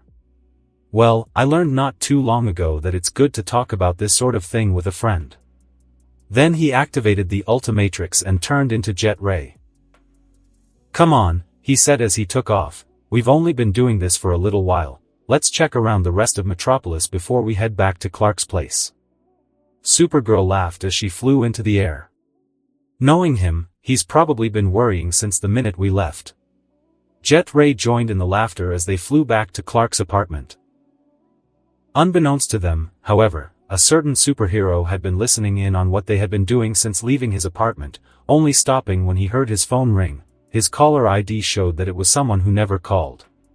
When Ben and Kara arrived at Clark's apartment a few hours later, they noticed Clark with a rather thoughtful expression on his face. "What's up, Clark?" Kara never liked it when people had that expression. With her teachers, it usually meant extra homework. "Sorry, Kara, but I've gotta take Ben somewhere. Batman needs him for something." Ben's eyebrows rose. Batman actually asked to see him? What, did he run out of bats to chat with or something? Clark turned to Kara. "I also have some league business to take care of. Do you think that you can handle things tomorrow while I'm gone?" Kara was shocked. Clark was willing to give her that kind of responsibility, even for one day? She glanced uncertainly at Ben, who gave her a grin and a thumbs up. Her confidence bolstered by his support, she nodded at Clark. Then she frowned. "Why are you waiting for tomorrow? Can't you leave tonight?" Clark shrugged. "I've given up trying to figure out why Batman does what he does. You're probably better for it." Ben muttered. Both Kryptonians smirked but said nothing. Clark left for his room. It was getting late, and he was getting tired. Kara got ready to return to Smallville. It wouldn't take her long to get back, and Ben was sleeping on the couch. Before she left, however, she grabbed Ben in a crushing hug. "Thanks for the talk, Ben." "Kara." Ben gasped, "Air." "Sorry." Kara quickly opened the window and flew out, not looking back. She might have wanted to, as she would have found seeing Ben sitting on the couch, trying to get oxygen back into his deflated lungs, to be hilarious. The next morning, Ben awoke fairly rested. He hadn't woken up in the middle of the night, though the nightmares persisted. Maybe he was just getting used to them, which wasn't a very pleasant thought for Ben. After breakfast, he transformed into Jet Ray while Superman got into his costume. The two flew in silence for a few minutes, with Jet Ray only slightly behind Superman, since he had no idea where they were headed. "So, where are we headed, and why are we headed there?" Superman turned his head towards Jet Ray. "Batman needs you in San Francisco. He said that it was important if you were going to live in this universe." Jet Ray nodded in understanding. Maybe it was some government thing that was based in that city. If Batman said it was important for him to be there, then it probably was. Superman spoke up again. "Thank you." "For what?" Superman smiled. "First, for what you said about me and Lois. I guess I really needed to have that shoved into my face." "Does that mean that you're gonna tell her?" "I don't know. It would be a big step. There aren't a whole lot of people outside of the League who know who I really am." Superman paused for a moment. "But I am giving it more thought." "Well, hey, it's just advice. I just think it might make things easier for you if you want to start something with her." The two flew in silence for a few minutes before Superman spoke again. "And I need to thank you for one other thing." "And what's that?" When Superman spoke, there was genuine gratitude in his voice. "Thanks for saving Kara and for telling her what she needed to hear." Jet Ray's flight wavered for a minute before he could get back on course. "You know about that? You were there?" Superman laughed. "I don't need to be nearby to hear a conversation, and I can see through almost anything." "That must make your day job a breeze." Jet Ray muttered. "It does. I can't tell you how many times Lois has been mad at me for getting a story before her. Which is one reason why I have reservations about telling her. At least she can't kill you. Julie had an alien battlesuit that she could kick my butt with if I did something to make her mad." Both heroes shared a small laugh. The rest of the trip was in silence, but this time it was a comfortable kind. San Francisco. The two heroes landed at the coordinates that Batman provided, which turned out to be an alley. Superman was only there for a minute before he had to leave, saying that Batman had asked for Ben to come alone, plus, he still had a meeting with the other members of the Justice League to go to. Once Superman left, Jet Ray turned back into Ben. He stepped out of the alley to see a limo drive up to him. The window cracked open wide enough to reveal its occupant. "Get in," said Bruce Wayne.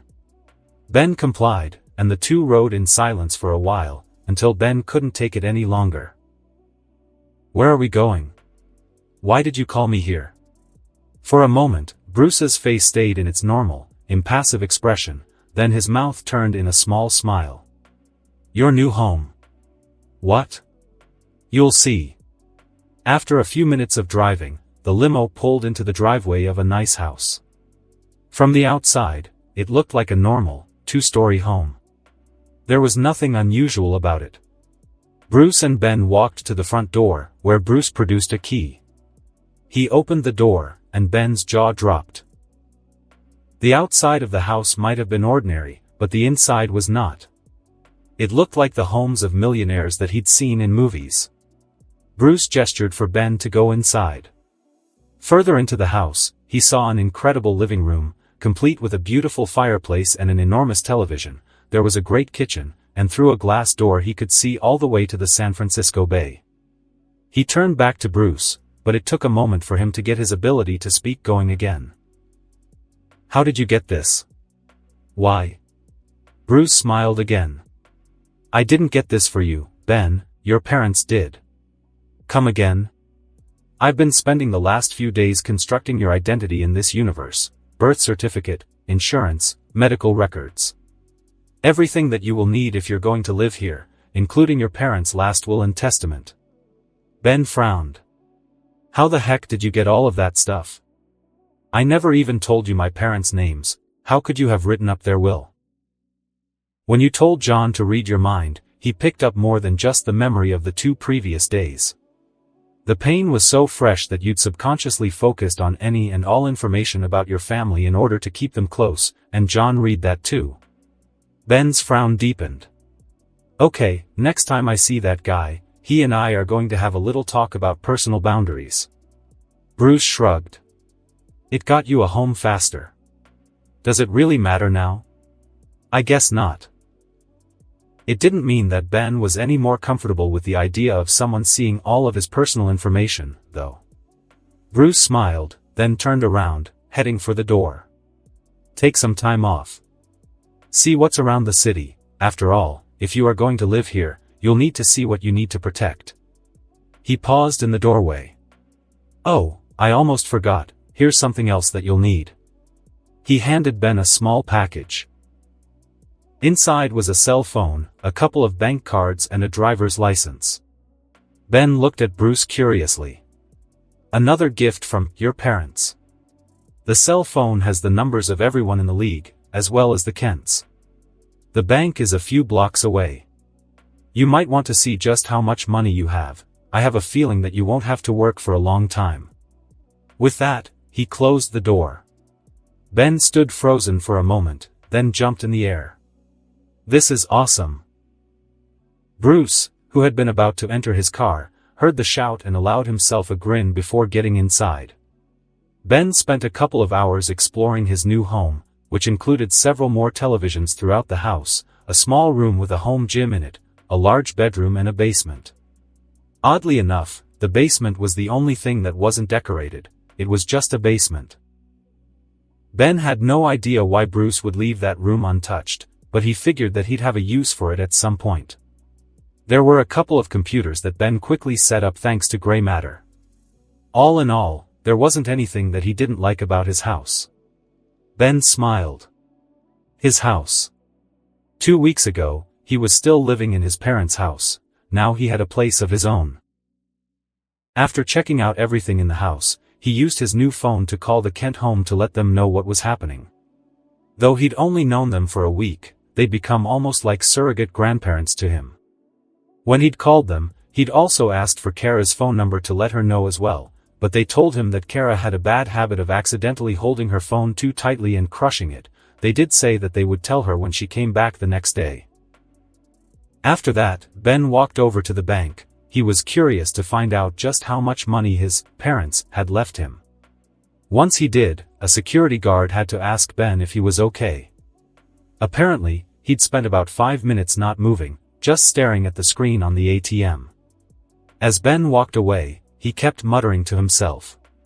20 million, what, does Bruce keep that kind of money in a petty cash drawer or something?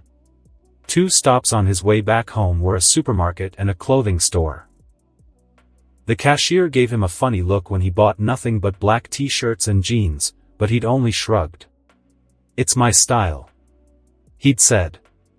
Once he'd stocked up his kitchen and his closet, he went back out to do a little exploring. He'd spent more time out in deep space than actually seeing his own home state, even if it was in another universe. He wandered around the city, not really looking for anything in particular, until he spotted something familiar, a very large sign showing a smoothie. Ben couldn't stop a very large grin from spreading over his face. A smoothie place. Considering how many alien worlds he'd been to over the years that didn't have smoothies, he was actually a little surprised to find that this universe had his favorite drink. He would have gone inside, but a fire truck sped by, its sirens blaring. Ben sighed, smoothies would have to wait. He ran to the nearest alley, then activated the Ultimatrix. It's hero time.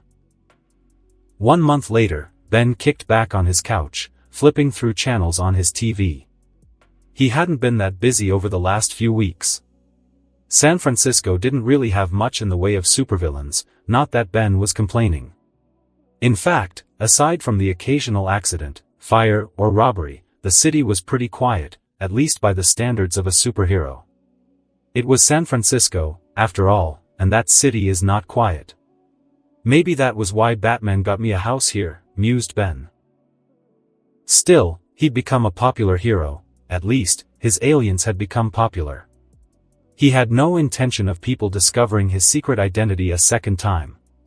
Further thoughts were interrupted by a knock on the door. Ben got up, wondering who it might be. Aside from members of the League visiting him every once in a while, he didn't really have visitors. Usually, he'd just patrol around the city, then stop by the smoothie joint he'd discovered. It was the one routine from his old universe that he'd held on to. He opened the door to see Clark Kent and Diana with very serious looks on their faces. "Hey guys," said Ben, "what's up?" "Ben," said Clark solemnly, "there's something we need to discuss with you." Chapter 5, Initiation. Smallville, Kansas. Ben stood alongside Martha, Jonathan and Clark Kent, cheering for the graduating class of Smallville High School. Their applause was specifically directed at one graduate that wasn't exactly normal. It was with a grin of self-satisfaction that Kara Kent accepted her high school diploma. After the graduation ceremony, Kara rushed over to her family and friend. "Thanks for coming, Ben. It means a lot that you came here." Ben smiled at her.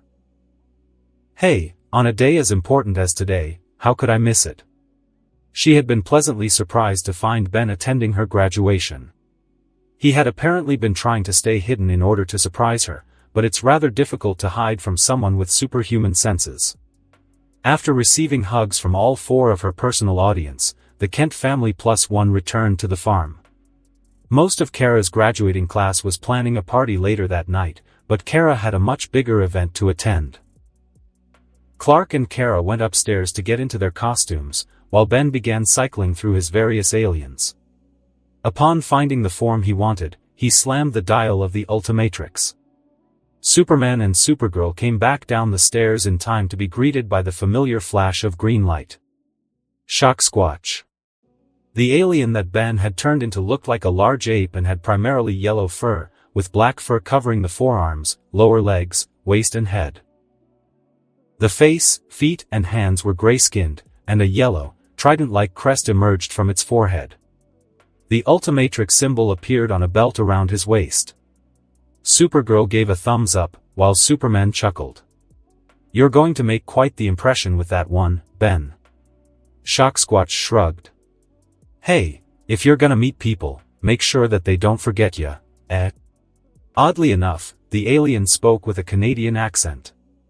Martha Kent approached Superman. "Now, Clark, you take care of your cousin and Ben, all right?" Clark smiled at his mother. "Don't worry, Ma, they're gonna do fine."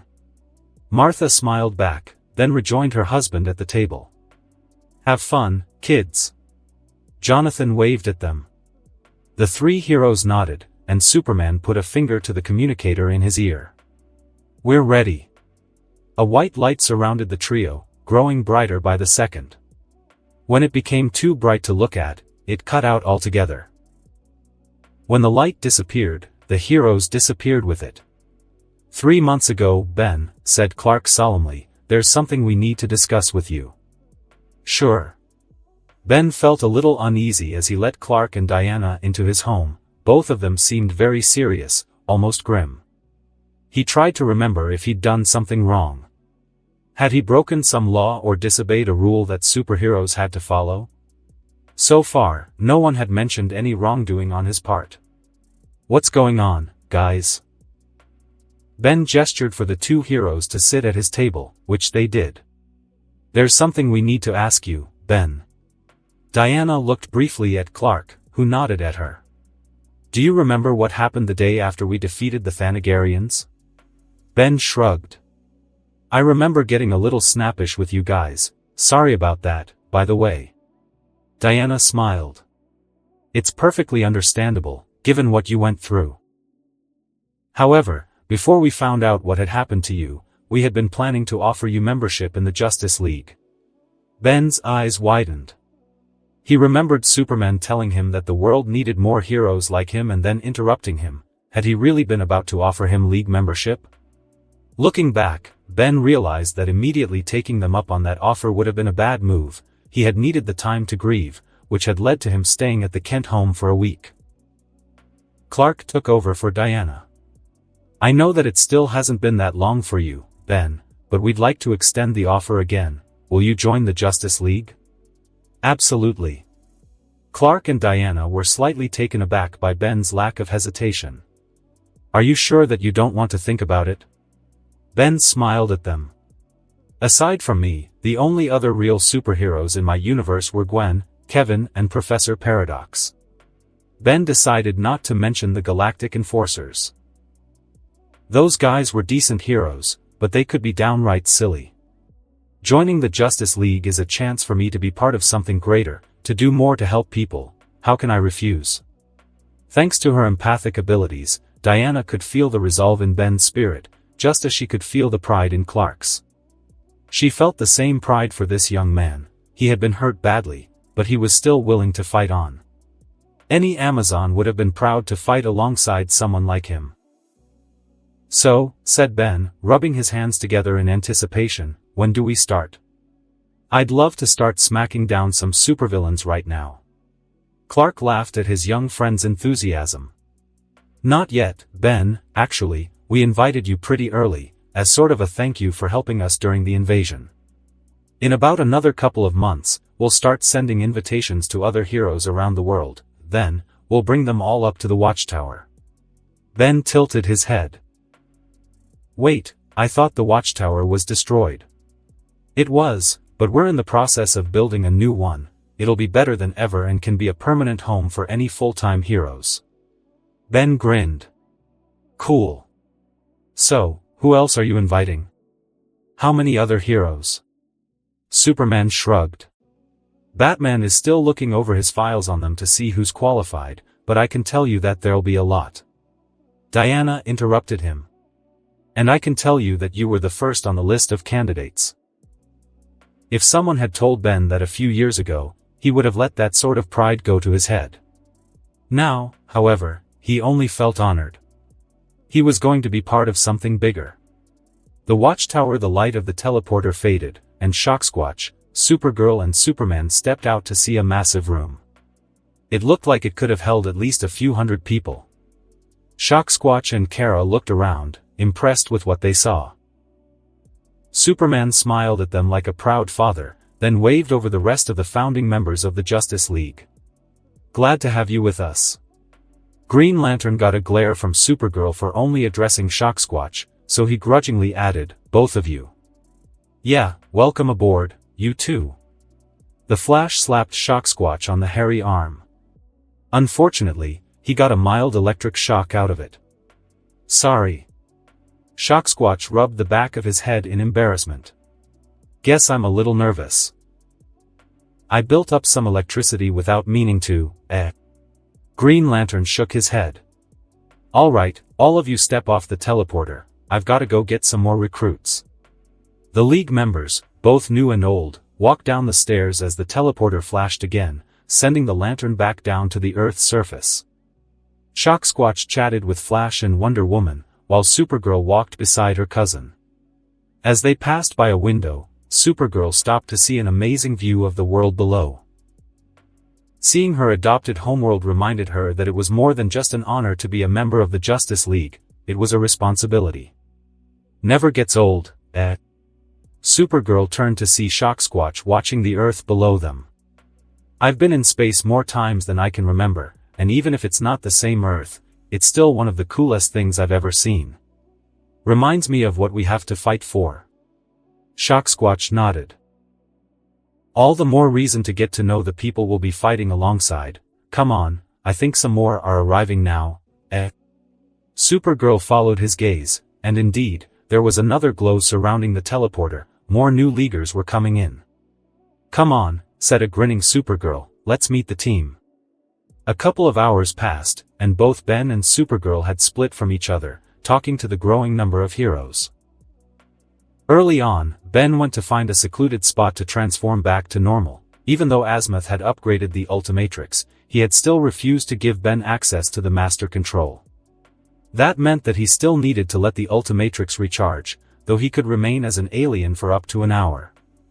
After letting the watch recharge, he transformed again, this time into Diamond Head. He didn't want to accidentally shock anyone again. Of the new members he met, he found a few that he immediately liked. First was Steel, who seemed likable enough. Apparently he'd created his suit of powered armor as an homage to Superman. Not that that was a bad thing in Diamond Head's mind. Next were Vigilante and Shining Knight. They were a little goofy to him, but they seemed like they knew what they were doing. Last was Zatanna. Diamond Head had a little difficulty talking to her. Not because she was incredibly attractive, though that certainly didn't help, but because she reminded him a little of Gwen. She was smart, kind, had a razor wit and could use magic. He couldn't quite get over his hesitation with her. She's not Gwen, so why should I have any problems with her? Diamond Head tried to reason with himself. Further conversation was halted when Superman called for everyone's attention. He was standing on a higher level of the room, alongside Wonder Woman, Flash and Green Lantern. When everyone was quiet, he began to speak. Even though he was in the back of the crowd, Diamond Head had no trouble hearing Superman's booming voice. Each of you brings something different to the table. Strength, speed, stealth, whatever. I can do all of that and more, thought Diamond Head with a hint of smugness. But we're all equal in at least one way.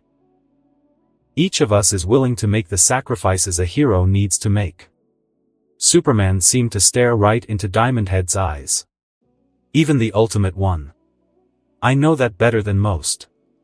Since there are so many of us, we can do more than just put out fires, both literal and figurative. We can be proactive, we can do some real good in the world, but we're going to have to be organized. Superman pointed upwards, and Diamond Head and several others followed to see a smiling Martian manhunter. John will be up here, keeping an eye on everything. He'll be the one to decide who's going where and when.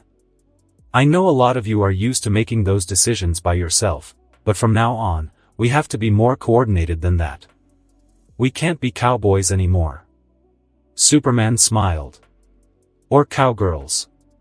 A few of the heroes in the crowd laughed, Diamond Head among them. Out of the corner of his eye, he saw Batman approach a guy in green with a bow and quiver on his back. We sent the lantern for you because you never gave us an answer. The blonde archer glowered. Come on, I don't belong up here, fighting monsters and aliens and supervillains. I just help the little guy, and in a big club like this? You tend to forget all about him. Diamond Head frowned, not really liking this guy's attitude. They were all heroes here. Did it matter if they saved someone from a fire or a giant monster, so long as they were saved? The guy continued. So gee whiz, I'm flattered to be asked and all, but no thanks. Batman's eyes narrowed, but he turned and walked away, saying, suit yourself. He paused, then turned his head towards the archer. Those monsters you don't fight? They tend to step on little guys. It took all of Diamond Head's willpower not to crack up then and there. Nice one, Bats, he thought. Meanwhile, John had brought Green Lantern's attention to one of the computer screens. It's some sort of nuclear accident. The sensors are showing a massive release of heat. Green Lantern nodded. I'll get down there and try to contain it. The Martian stopped him from leaving.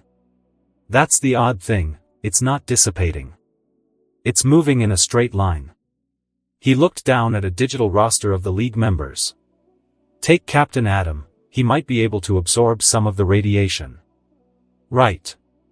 Lantern agreed, and I could use some muscle for crowd control. Take Supergirl. John raised an eyebrow at the Lantern's unhappy expression. She's got to start sometime. Fine, Lantern grumbled, but if I'm going in with 2 new members, I'm taking someone with more experience, too. Who did you have in mind? Ben. If any surprises come up, he's the best suited to respond. The Martian nodded as the Lantern flew up into the air. Use a javelin, the radiation's making it impossible for the transporter to get a fix on the location. Captain Atom. Lantern barked, Kara. Diamond Head. About time. Supergirl headed in Green Lantern's direction with a cocky smile. Here we go, thought Diamond Head. The two aliens joined Green Lantern, along with a man in a silver bodysuit with red boots, gloves and an atom symbol on his chest. He gave a nod of greeting to both of them. As the four walked to the Javelin Bay, the Lantern asked, "Any of you ever been to Chiang Mai? It's on the State Department's no-travel list." Replied Captain Atom, "It's a Class 3 felony for American citizens to go there. I don't think that country exists in my universe." Captain Atom gave Diamond Head a funny look when he said that but didn't say anything. "Is it anywhere near Daytona Beach?" asked Supergirl. Green Lantern only groaned. As the heroes walked to the elevator, Diamond Head got a good view of the Javelin Bay. He'd never seen the League's original Javelin 7 ship, but from what he'd heard from the civilian crew that operated the Watchtower's day-to-day functions, the new Javelins were faster, tougher, and better armed. On the way to their Javelin, Diamond Head noticed the Archer guy from before run up to them. Apparently, he'd taken a different elevator. "You're not gonna leave me on Mount Olympus?" He almost whined the words. Diamond Head couldn't decide if he found this guy funny or annoying. "Maybe a little of both. You can go back the way you came," was Green Lantern's response. No. No one's playing pinball with my molecules again." Lantern rolled his eyes. "All right, we'll drop you off after we're done." As the team walked up to the Javelin, Diamond Head noticed the Archer hesitating. "Come on," he told the guy, "it's just like a road trip except, you know, without the road." Seeing the guy roll his eyes behind his mask, Diamond Head tried a different tactic. "So, I'm Diamond Head, and you are Green Arrow. You sure you're not Robin Hood?" "Haha. I get that one all the time." "Ahem." Both heroes turned to see Green Lantern tapping his foot. They quickly got inside. As they found their seats, with Green Lantern getting into the pilot's seat, Supergirl walked up behind him. "So, you're gonna let me drive, right?" "Whoa, wait a minute."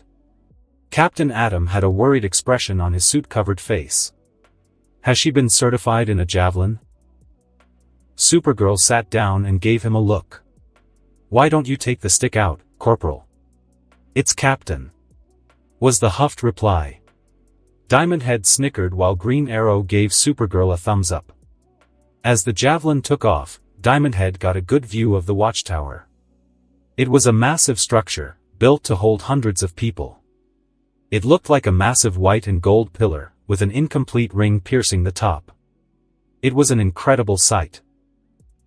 As the Javelin headed towards the planet, Green Arrow leaned towards Captain Atom. "Is that a containment suit?" "I'm not flesh and blood anymore, I'm just living energy." Green Arrow leaned back with a frown on his face. "That wouldn't be nuclear energy, would it?" Captain Atom glanced at him with narrowed eyes. "With a name like Captain Atom, what do you think?" Green Arrow crossed his arms. "I think you're what I marched against back in college." "Oh, he's gonna be fun to work with," thought Diamond Head sourly. "Chong my countryside." The rest of the trip was silent but mercifully brief. The Javelin landed in a forest clearing. Green Lantern, Supergirl, Captain Atom and Diamond Head strode out but paused when they saw several miles of scorched terrain. It looked like someone had focused a nuclear bomb in a straight line through the area. "Looks like we missed the party," Supergirl remarked. "Yeah," said Diamond Head, "our invitations must have gotten lost in the mail." "We'll do recon," said Green Lantern, cutting off any future quips. "If you see anything, don't try to engage." Captain Atom stood at attention. "Roger that." Diamond Head face-bombed. "Really?" He thought, this guy really is a soldier. Green Lantern looked taken aback. You can just say okay." "Okay." Captain Atom walked off. Supergirl rolled her eyes and sighed, and she and Diamond Head followed. Green Arrow watched them leave, then took a drink from the water bottle he'd taken from the Javelin. As he lowered the bottle, he noticed a dozen armed men, several of whom were aiming RPGs at. "Get down!" The four heroes heard the shout and reflexively sought cover. Green Lantern used his ring to bring up a large shield, just in time to stop a rocket. Bullets and more rockets soon followed. The three others relaxed when they saw that the weapons weren't having any effect on the shield. The State Department sure was right about them not liking foreigners. Captain Atom said rather coolly. "It's crazy," snapped Green Lantern. "No reason for it." "I'll give them a reason." Supergirl prepared to take off when she felt a hand on her shoulder. "Don't do it, Kara," said Diamond Head, "that'll only make it worse." "He's right," agreed Lantern, "we came here to help them, not to fight." Green Arrow ran up to them. "So you're just gonna stand there until they run out of RPGs? If this radiation thing is as bad as it looks, there are a lot of people out there that are gonna get fried." Diamond Head shrugged. "He's also right, hang tight, I'll take care of it." Green Arrow looked at him skeptically. "What are you gonna do, throw rocks at them?" Diamond Head grinned, then slapped the Ultimatrix dial. The other heroes shielded their eyes from the flash of green light. When it faded, Diamond Head had been replaced with a tall, black and yellow alien with massive, pointed shoulders and what appeared to be pointy magnets for hands and feet. A metal, green-eyed head floated between the shoulders. Lodestar. When Lodestar shouted, his mouth, if he had one, didn't move. Green Lantern raised an eyebrow. He hadn't seen this one before. Lodestar pointed his hands at the soldiers. The air became distorted with the waves of magnetic energy that he was generating. When it reached the soldiers, their weapons flew into the air, then shot towards the ground at Lodestar's feet. "Sorry, fellas," Lodestar said, "but no one can resist my magnetic personality." Supergirl and Green Arrow groaned. "What? I don't know a lot of magnet puns." The five froze at the sound of a helicopter. They took fighting stances as it landed and the doors opened, but they relaxed when they saw that the soldiers accompanying an aging general did not appear hostile. "My apologies for the fireworks," said the general in a too smooth voice. "Colonel Kim here was just a farmer before the revolution, he doesn't know who you are." He smiled at them, but Lodestar could tell that it was fake. "I'm General Kwan. I am most flattered that the Justice League has honored us with its presence, but I must ask why." Green Lantern stepped forward. "You had some kind of nuclear accident." The general waved it off with a smile. "A minor problem. It is fully under control. If it's all the same to you," began Lantern. "It's fully under control." The general had lost his smile, and his eyes had a dangerous glint to them. "If it's all the same to you." "Listen," said Supergirl, "we came a long way to help." "Your help is not needed here," interrupted Kwan. "Thank you for coming. Now goodbye." He made a brisk about face, then strode off. After Kwan and his soldiers left, Lodestar spoke. "I'm pretty sure that the odds of him not hiding something are the same as Batman getting a sense of humor." The sun began to set as the heroes went back into the Javelin. Green Arrow went into the back and fumed. Supergirl was doing her best not to break anything and Captain Atom was sitting in a chair, awaiting new orders. Lodestar went into the restroom and turned back into Ben. He wanted to give the Ultimatrix time to recharge, just in case he was needed. Green Lantern was speaking to John on the communication screen. "I'm telling you, John, it took all the restraint I had not to part that guy's hair with my ring. You did the right thing." John's face grew more serious, if that were possible. "But the problem is not under control, it's getting worse. Don't you get it?" Lantern turned to see Green Arrow walking up to him. "They don't want anyone to find out about the accident, and they don't care how many of their own people they have to lose to keep it quiet. This isn't your concern." Lantern gave Arrow a steely glare. The archer in turn merely clenched his teeth, then walked off. John turned back to John. "He does have a point. Maybe the four of us should go back and..." "No. We can't just do whatever we want, when we formed the League, we agreed with the world's governments that we'd have to respect each government's wishes. The Martian sighed. No matter what we may think of their policies. John was about to reply when Supergirl rushed in. Lantern. Green Arrow's gone.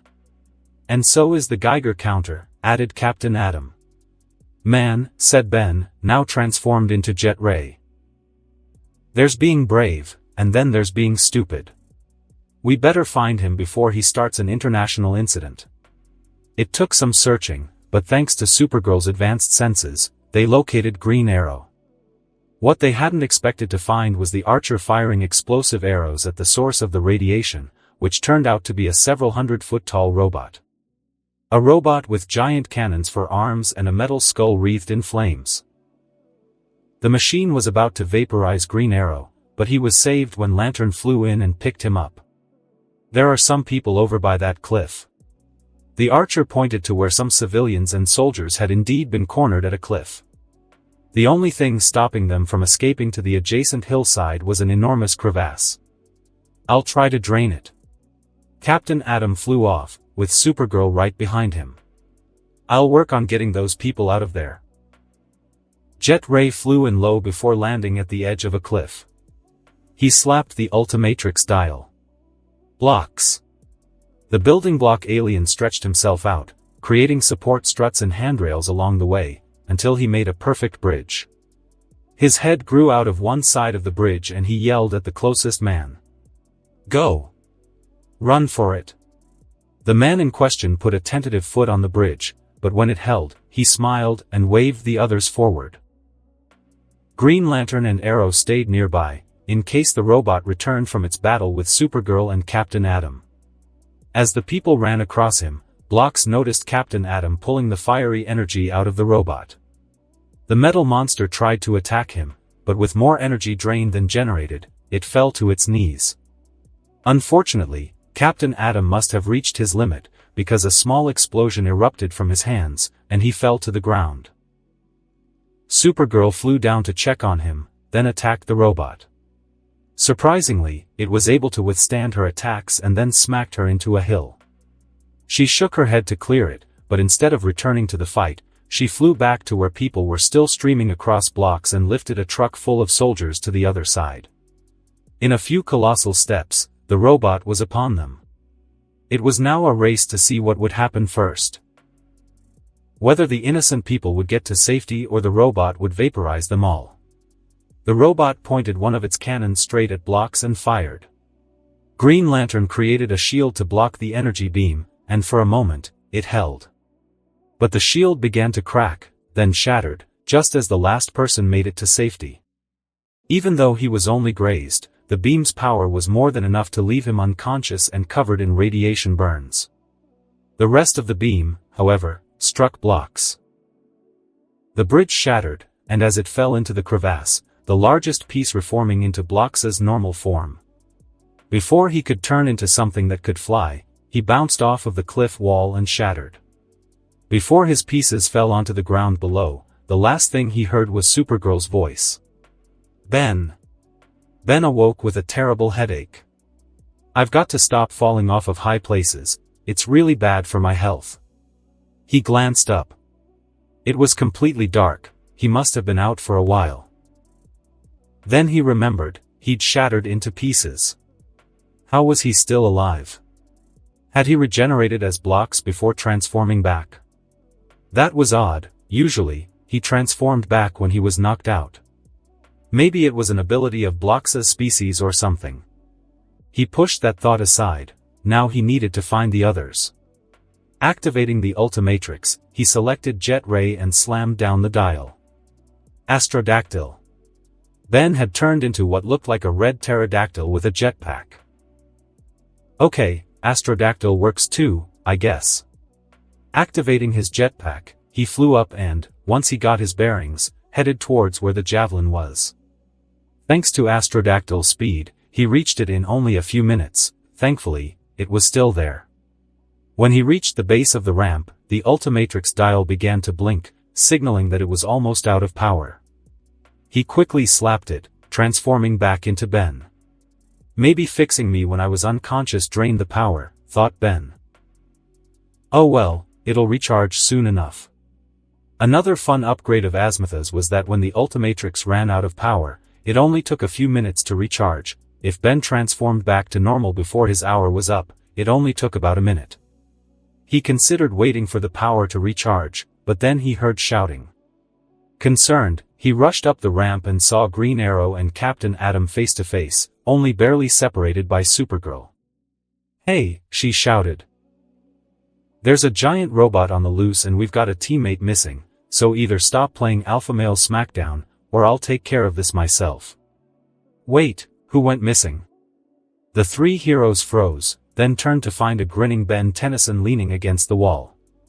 To Green Arrow and Captain Atom, there was a young man in a green jacket that they'd never seen before.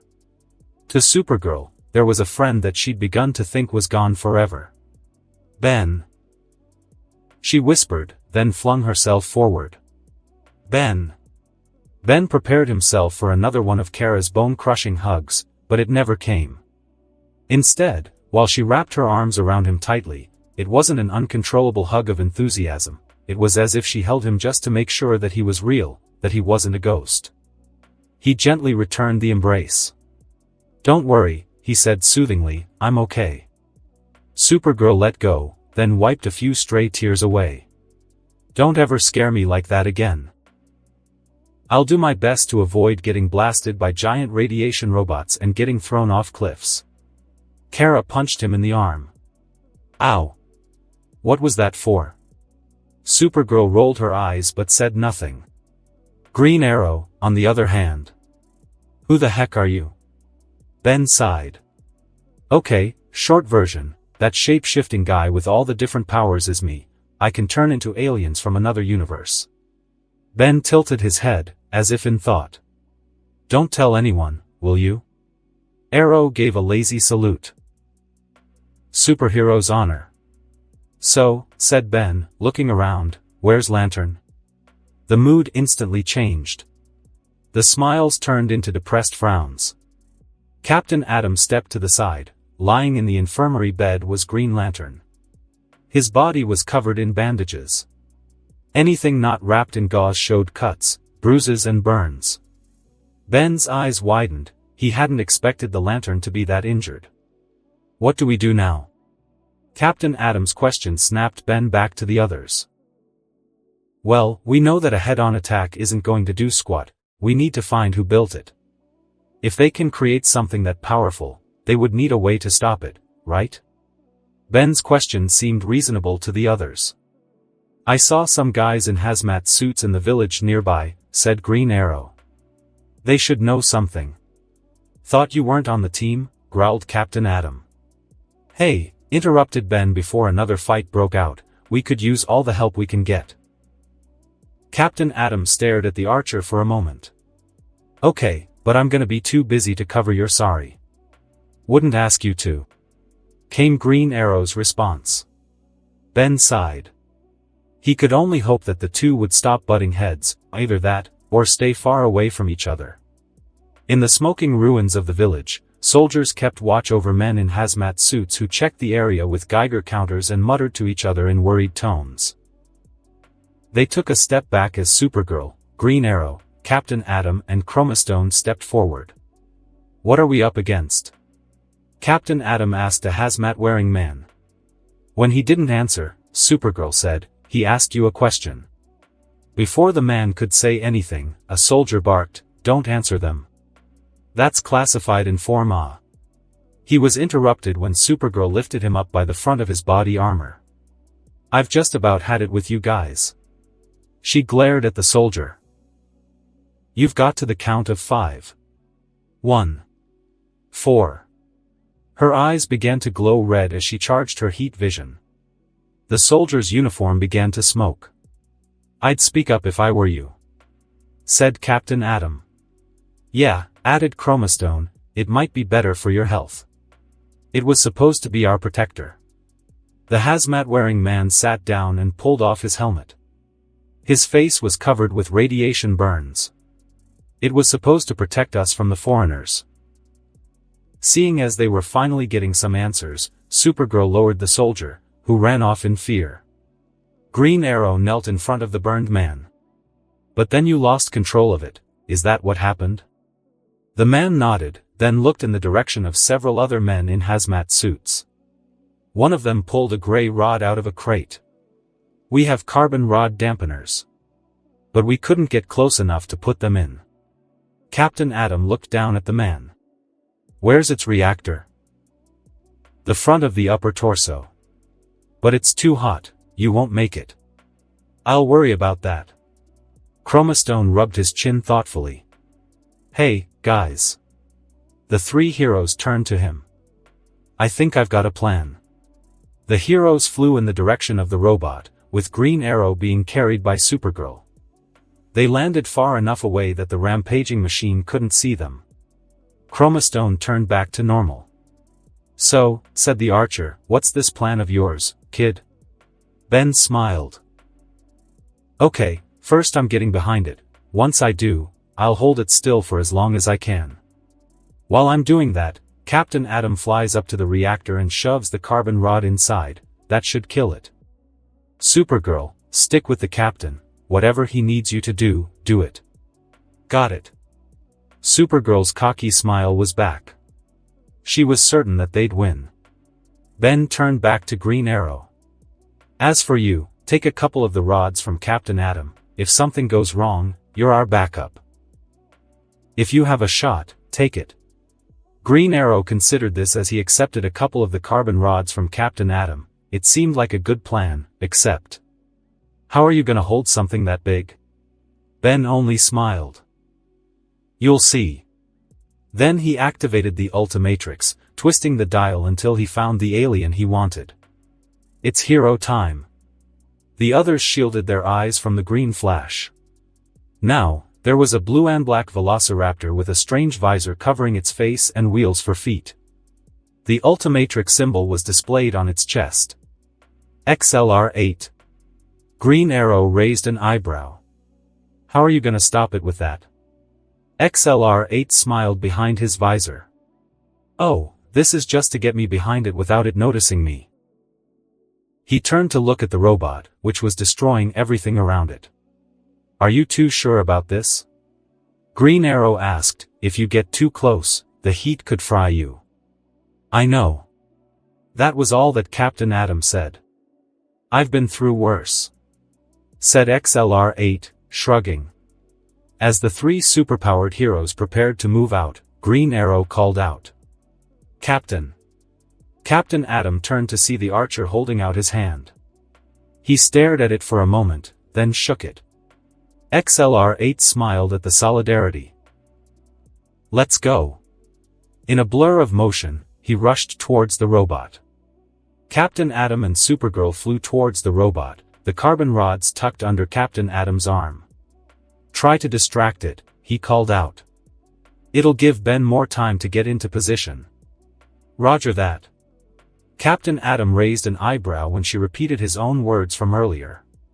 She, in turn, winked at him and flew ahead. She moved in front of the robot's eyes. Hey! Butane breath. The robot fired one of its cannons at her, which she dodged. Captain Atom hovered out of its line of sight, ready for XLR-8 to do whatever he was planning. Speaking of XLR-8, he had actually run farther ahead than he'd needed to. He hadn't been expecting to move so quickly. He must have gone twice as fast as normal. What the heck is going on? He wondered. Deciding to put his questions on hold again, he rushed back until he was only a couple 100 feet away from the robot. Now's as good a time as any, he thought as he slapped the Ultimatrix dial. A flash of green light, bigger than any seen thus far by the heroes, illuminated the area. Once it faded, the biggest living creature they'd ever seen pumped a fist. It was huge, even taller than the robot. It was white, with red running down part of the chest, shoulders, arms, legs and part of the face. A massive crest or horn rose out of the top of its head. Way big. The creature's voice alone was enough to shake anything near him. Whoa. Supergirl stared. She couldn't believe it. Ben had had something like that up his sleeve the entire time. Okay, scrap heap, let's go. Big lunged forward, wrapping his enormous arms around the robot's cannons from behind, ignoring the intense heat coming from the thing. Captain. Do it now. Captain Atom nodded, then flew at the monster's reactor. The guy from the village had been right. The heat was so intense that the air around the captain's body began to ignite. He fought through the pain until he was right in front of the reactor. He raised a carbon rod. However, the robot looked down and shot a short blast of energy from its eyes. The blast sent Captain Atom to the ground. Then the robot jerked its head back, slamming Big in the throat. As the giant alien fell backwards, the robot pointed one cannon at him and the other at the downed Captain Atom. It fired both beams simultaneously. Big was knocked 100 feet back, while Captain Atom was left at the bottom of a crater. As Captain Atom crawled out of the crater, his eyes widened in fear when he saw a rip in his containment suit. He knew what would happen next. He flew into the air, trying to put as much distance between himself and his teammates as possible. He managed to reach the lower atmosphere. And then he exploded. An enormous ball of blue energy lit up the sky, while Supergirl, Green Arrow, and Big looked on in horror.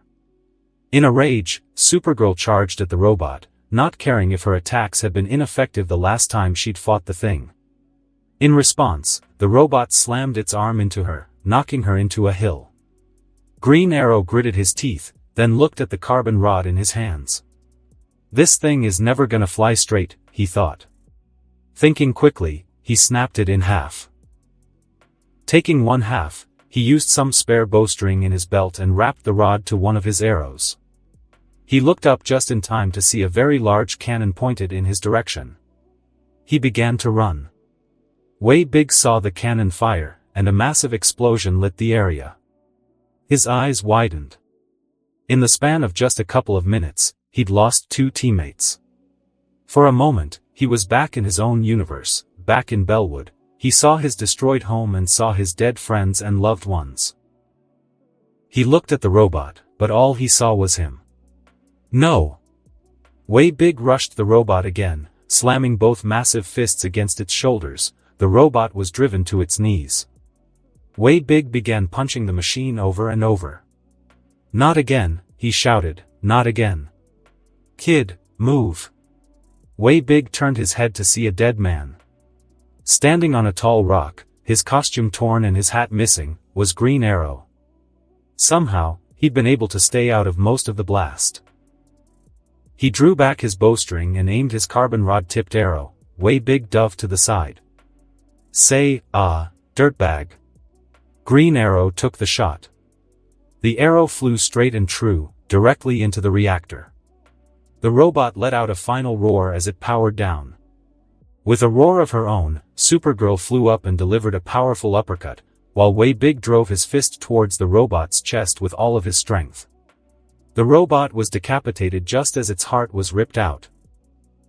Both aliens looked down at Green Arrow, who fell to his knees and gave a tired wave. It was over. The 3 made their way to the Javelin, where Ben turned back to normal. After letting a now-conscious Green Lantern know about what happened, Ben flew the Javelin back to the watchtower. The controls are pretty close to the ones on the Rust Bucket 3, was his only explanation. Once on board, Ben transformed into Diamond Head, while the 2 Greens were taken away for medical treatment. Diamond Head sat at the base of the ramp, Supergirl next to him. You okay, Ben? Diamond Head said nothing for a moment. No, I'm not. It's never easy to lose people, Kara, not even people you've only known for a day. For a few minutes, the 2 said nothing, lost in their own private thoughts. The quiet didn't last long, as Green Lantern showed up. He was battered and in a hover chair, but his condition had definitely improved. Come with me, he said, there's someone who probably wants to see you. Supergirl and Diamond Head looked at each other, curious, but obediently followed. They traveled to the science wing of the watchtower, where any technological or chemical needs were met for any leaguer that required it. Once there, They looked through a window to see several men in radiation suits and a large machine that was pumping blue energy into a suit, a very familiar suit. "Captain Atom?" Diamond Head asked, not daring to hope. Green Lantern nodded. John had a team pick him up right after it happened, so he didn't lose much of his energy. Diamond Head let out a huge sigh of relief. He hadn't lost anyone else. He hadn't failed again. He saw a half-filled containment suit lift an arm and give a weak thumbs up, which he and Supergirl returned. "At least he got a new suit out of it," said Supergirl. "Yeah," agreed Diamond Head, "let's just hope that the new one is more tear-proof." "All right, Ben, you've had a long first day," said Green Lantern.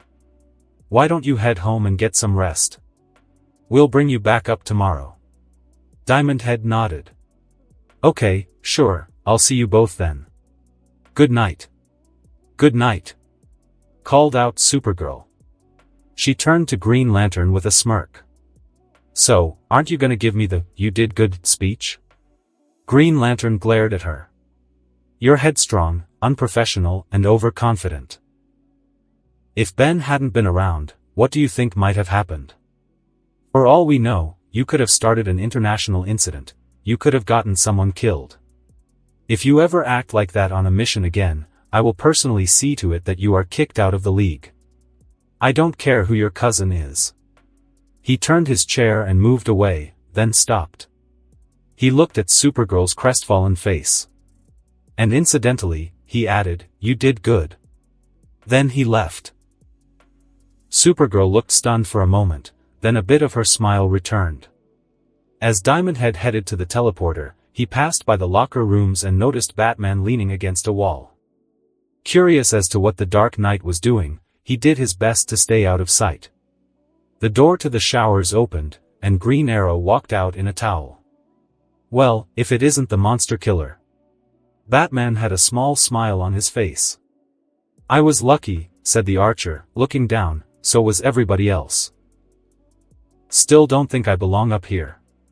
"That's the point," replied Batman, "someone like you will keep us honest." "Gee, Bats, I don't know, don't get me wrong, I enjoy a good radiation burn as much as the next guy, but I don't think that." Green Arrow's voice trailed off. Diamond Head followed his gaze until his eyes landed on a beautiful woman on the women's side of the locker room. Black Canary was her superhero name, if Diamond Head remembered correctly. Right now she was slowly putting on her boots. Glancing back, Diamond Head could swear that Arrow was drooling. "So," said Batman, "see you around?" Green Arrow smiled. "You just might." Diamond Head smiled as he resumed his way to the teleporter. To him, joining the Justice League was looking to be a better choice all the time. And that concludes this episode. If you enjoyed it, I'd seriously love it if you guys could leave a like on the video, as it genuinely helps out so much, and it keeps me going, plus it takes only 1 second. That said, have a wonderful day. See you in the next one.